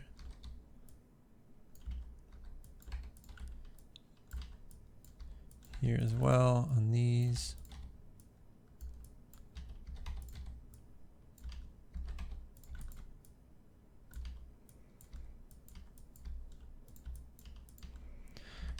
Actually, I need to fix this thumb pose for a lot of this section.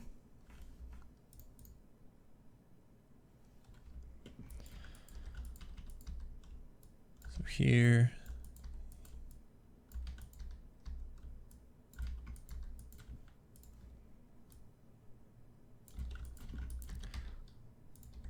Like this, I want to figure out how I want to create this kind of drag with the fingers. Maybe just something simple like that, kind of flattening out might work for us.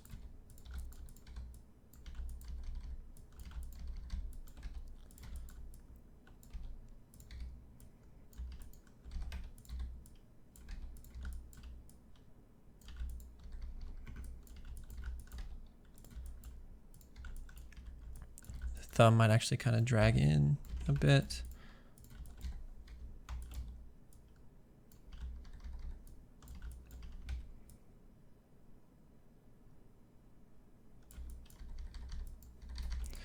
Maybe that'll work just fine there.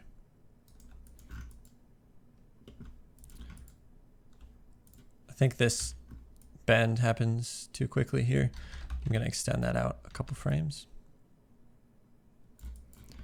But I want to make sure that it's still kind of on the ground. So I'm going to grab fingers. Do something about like that. Just a really quick finger animation on that section there.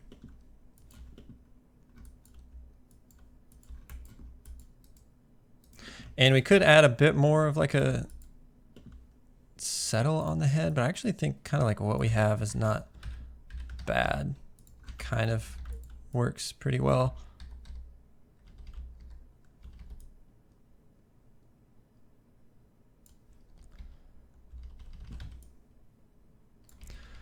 What I want to fix on this is, let me see. The path of this head feels a little bit wobbly. So let me see what happens if I bring the neck over. The neck really can't go over much further. So what I want to try maybe is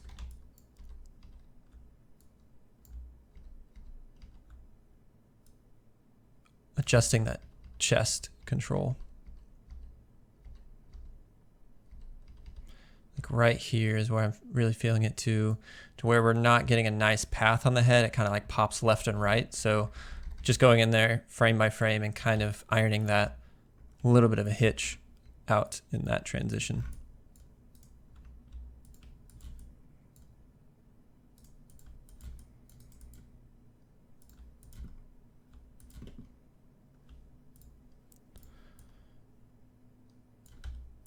Let me see what happens if I continue this translating back a little bit.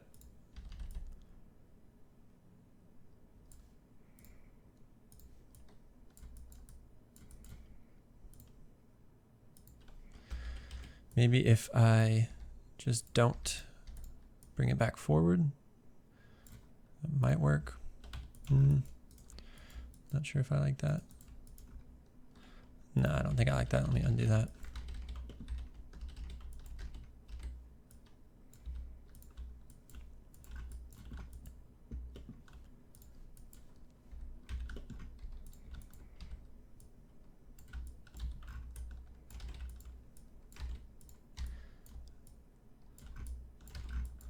Let me see if I can change this pose at all if I need to. I might be able to just bring the head up a little bit.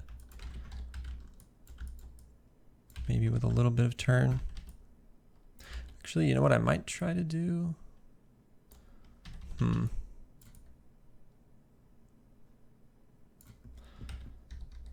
This might be okay if I kind of just do it frame by frame here.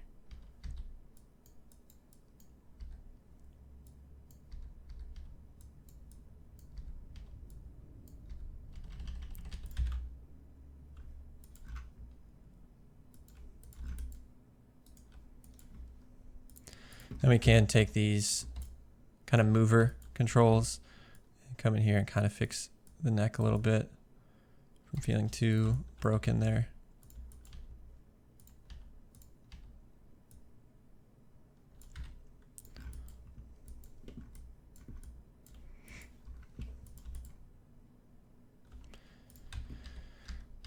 All right, let me actually select all the controls, and we have this like slow ease because we have this keyframe at the end, so I'll just delete that keyframe.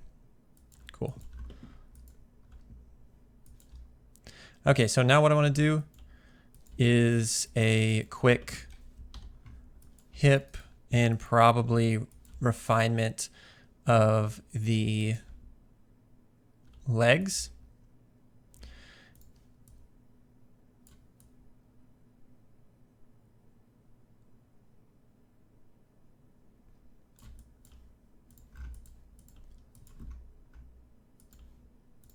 All right.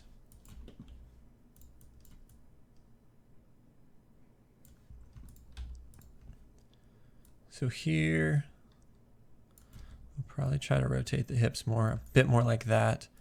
Get a bit more kind of tilt that way in the hips.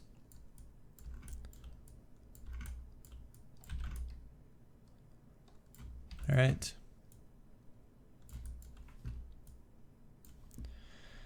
Here, I feel like I need to actually get my character over the supporting leg more since he's lifting up this leg.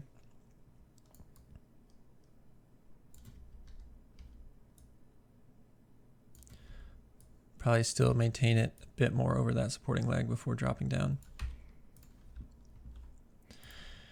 All right.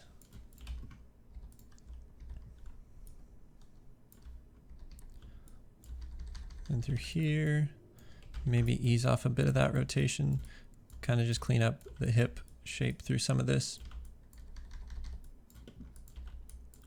Fix the knee pull vector here. It's not moving with the foot as it should be. Like through here, it's kind of just stuck.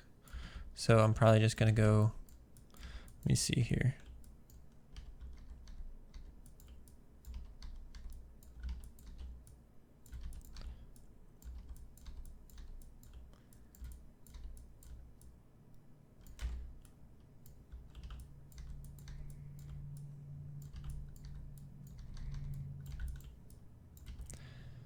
Something about like that.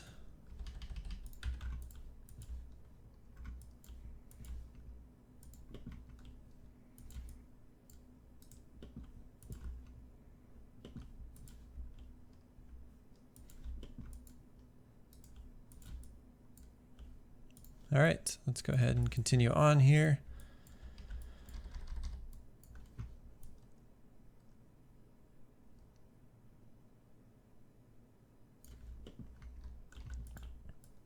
Gonna fix this hip pose right here.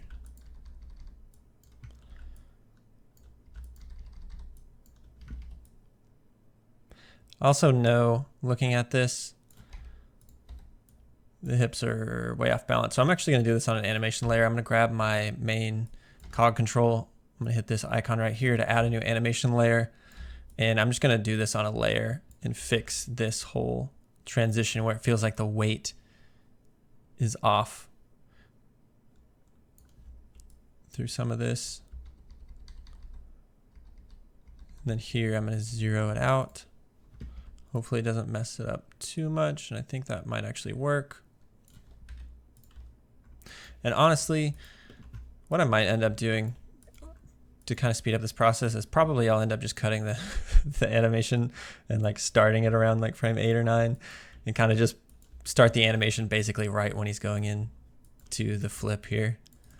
But what we could, I mean, we could do, maybe he could have like a quick, like here, maybe he actually does look over in this direction, kind of like what we talked about at the beginning. Maybe he has this quick like moment where he quickly turns his head.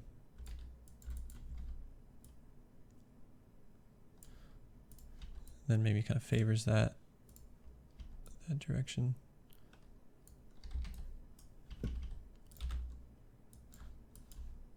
Actually, that doesn't look too bad. I might just keep that just through on like a look the opposite direction, then goes into the flip. Mainly just to add like a tiny bit more just interest into this beginning section. And this beginning section really is the roughest part right now, I feel like, just because we've spent so much time on the flip and the spin and the landing, that this sort of like intro probably has the least amount of love, but that's fine. I'm gonna go ahead and fix this issue right here, which just looks like a handle issue. Change these all to auto tangent. All right, works.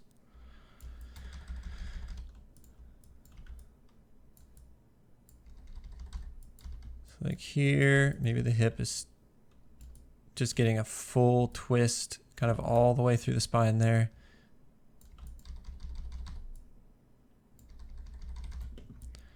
Same through here. Let's see, maybe I actually dial back the amount of twist, get a bit more rotation that way in the hip.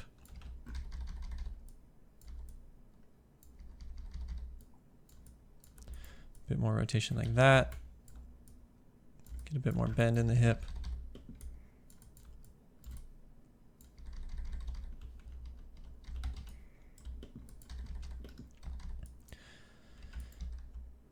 Maybe here there's like some bounce in the hip, but maybe it kind of goes that way.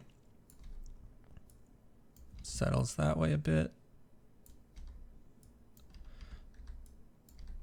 And kind of goes into position. I think this like rotation backward is too much right here. Let me see. Maybe it actually just goes too far down right there. Maybe I can ease off that. I think that feels a little bit better.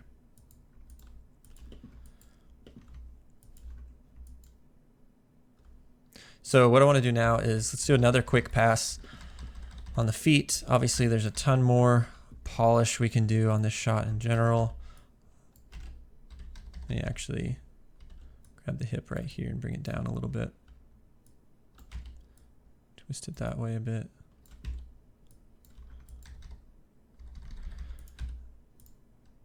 Cool. So I'm going to select this foot. I'm going to grab the motion trail and then kind of frame by framing a lot of this stuff.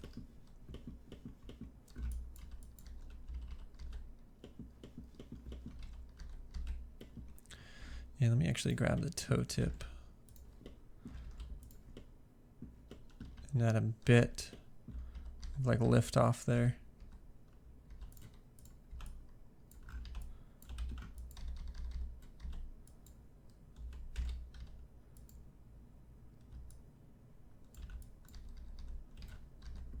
But like what we need to really finesse here is probably need to bring that up. Looking at the bend that we're getting in the knee, make sure we're tracking it properly. And there's not like a giant pop at any point in the knee. Like here, we're gonna need to figure out, like this might work, but I'm not liking the path that it's taking. So like, I think what we're getting is we're getting too much bend right here. So let me dial that back, straighten out this leg a bit more.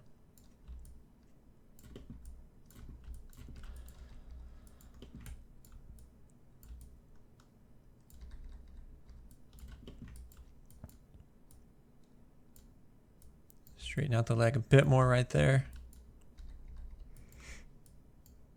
Maybe bring it up.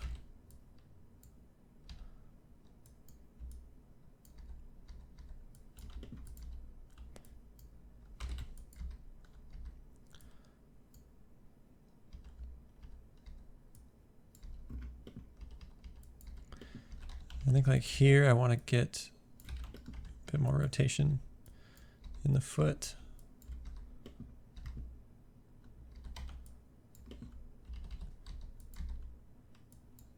Bring this up.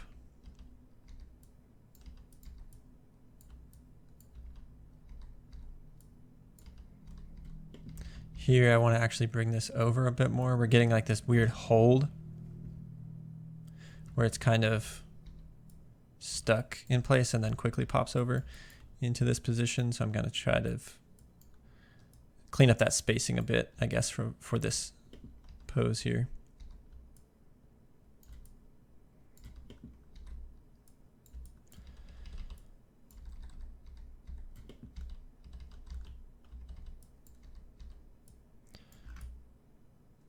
Don't know if I'm liking this. Let me see how this is feeling so far. It's not too bad, I guess. But I don't like this giant pop there. I feel like I want to ease into that more. So maybe this pose.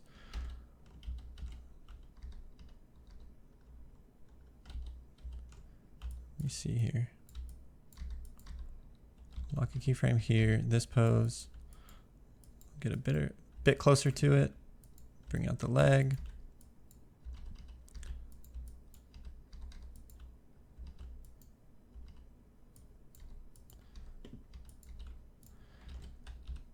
The motion trail is kind of off, so I'll just do another one. This, I feel like it might be getting a little too bent too quickly right there. Same through here.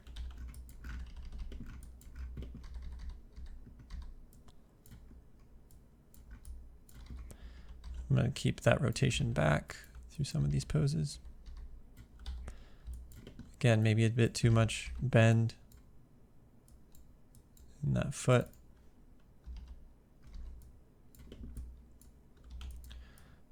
Fix this knee as well in here.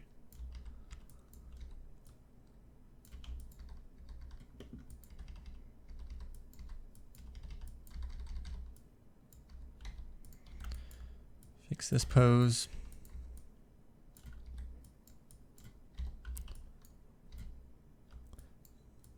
Maybe keep that stretch a little bit longer.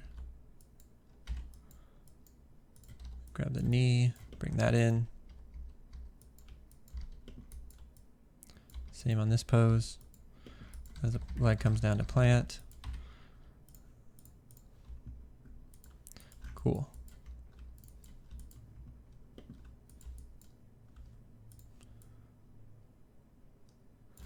Still not loving this foot pose here.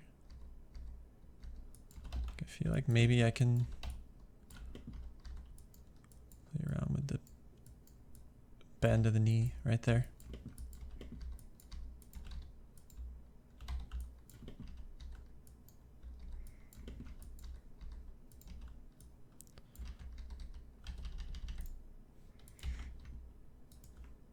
I think that works a bit better.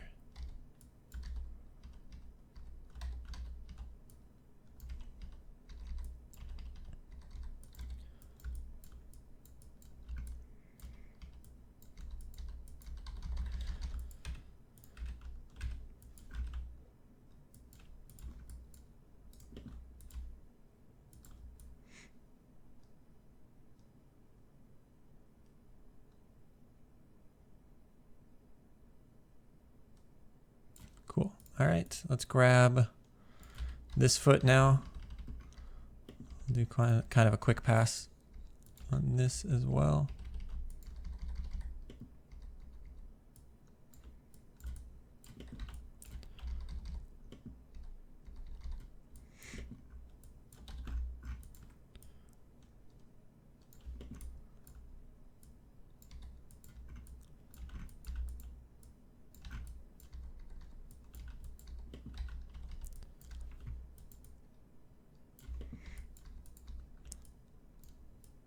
Get a bit more stretch in that leg through these poses.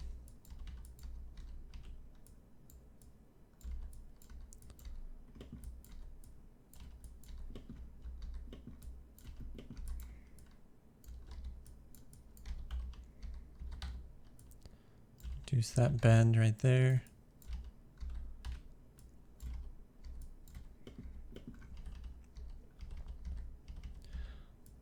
Probably keep that rotation on the foot favoring where it pushed off a little bit longer. Here, obviously the leg gets bent over one frame, which we don't want, so we're going to keep that stretched out a little bit longer through some of this. Again, maybe favor rotation on the foot.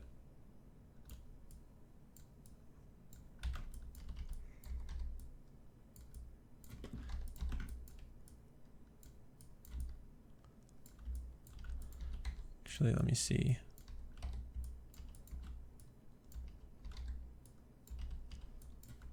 Grab the motion trail. What I'm feeling is that it almost hits a wall through some of this. So I feel like I want to get a better kind of arc through this transition here.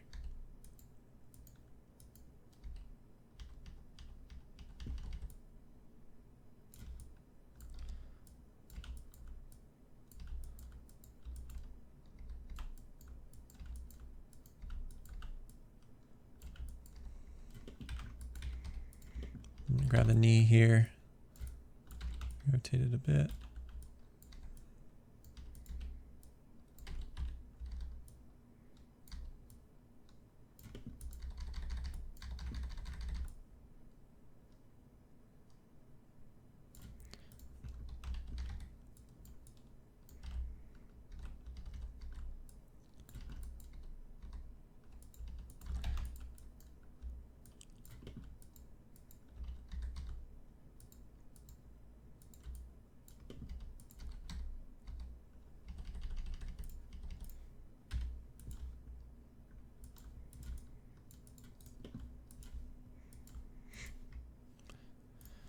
All right, something else I want to tweak real quick is this hand. So it comes forward. I probably actually want to favor this arm coming forward. So I'm going to wait to swing it back till a little bit later. See how that feels.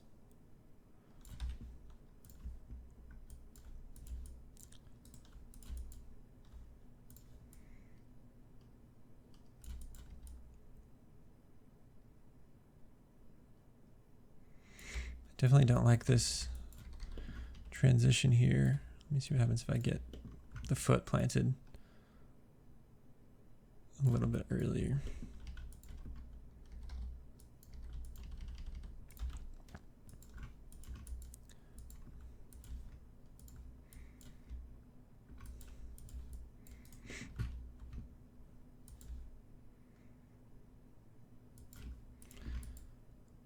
And then if we want to do like a quick, let me make sure these fingers are staying planted on that pose. Then maybe like here, I'm just animating all the fingers as a group right here, just to do like a really quick finger pass on this transition. So like here, maybe the fingers are more tucked in. And obviously they open up a bit.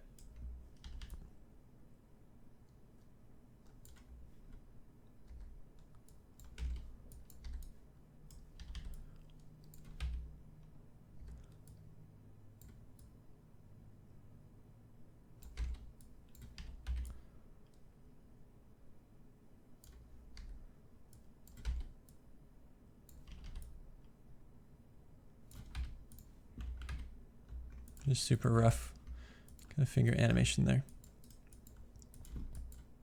All right, so I think we've gotten this animation into a pretty decent state in this video. Obviously, we could continue working on it and refining it for forever here, but I'm gonna have to end this video at some point. But hopefully, yeah, you can see kind of the workflow and the approach I take for something like this to get a pretty quick pass overall on an animation like this into a pretty decent place really quickly. And then obviously we can continue to refine this and polish this up as well. So I think that brings us to the end of this video. Obviously there's a lot more we can do with the spider animation. We can continue to polish it for forever basically, but we're gonna have to have a cutoff at some point. This video has been going for several hours now, but hopefully you were able to get a lot of helpful information out of this video. And at the very least, you're able to kind of see insight into someone else's workflow and see their thought process and how they would approach an animation. So thanks for sticking around this far. And as always, if you have any questions, be sure to leave them in the comments below. And if you thought this video was helpful, don't forget to subscribe for more content like this. Again, thanks for watching, and I'll see you in the next video.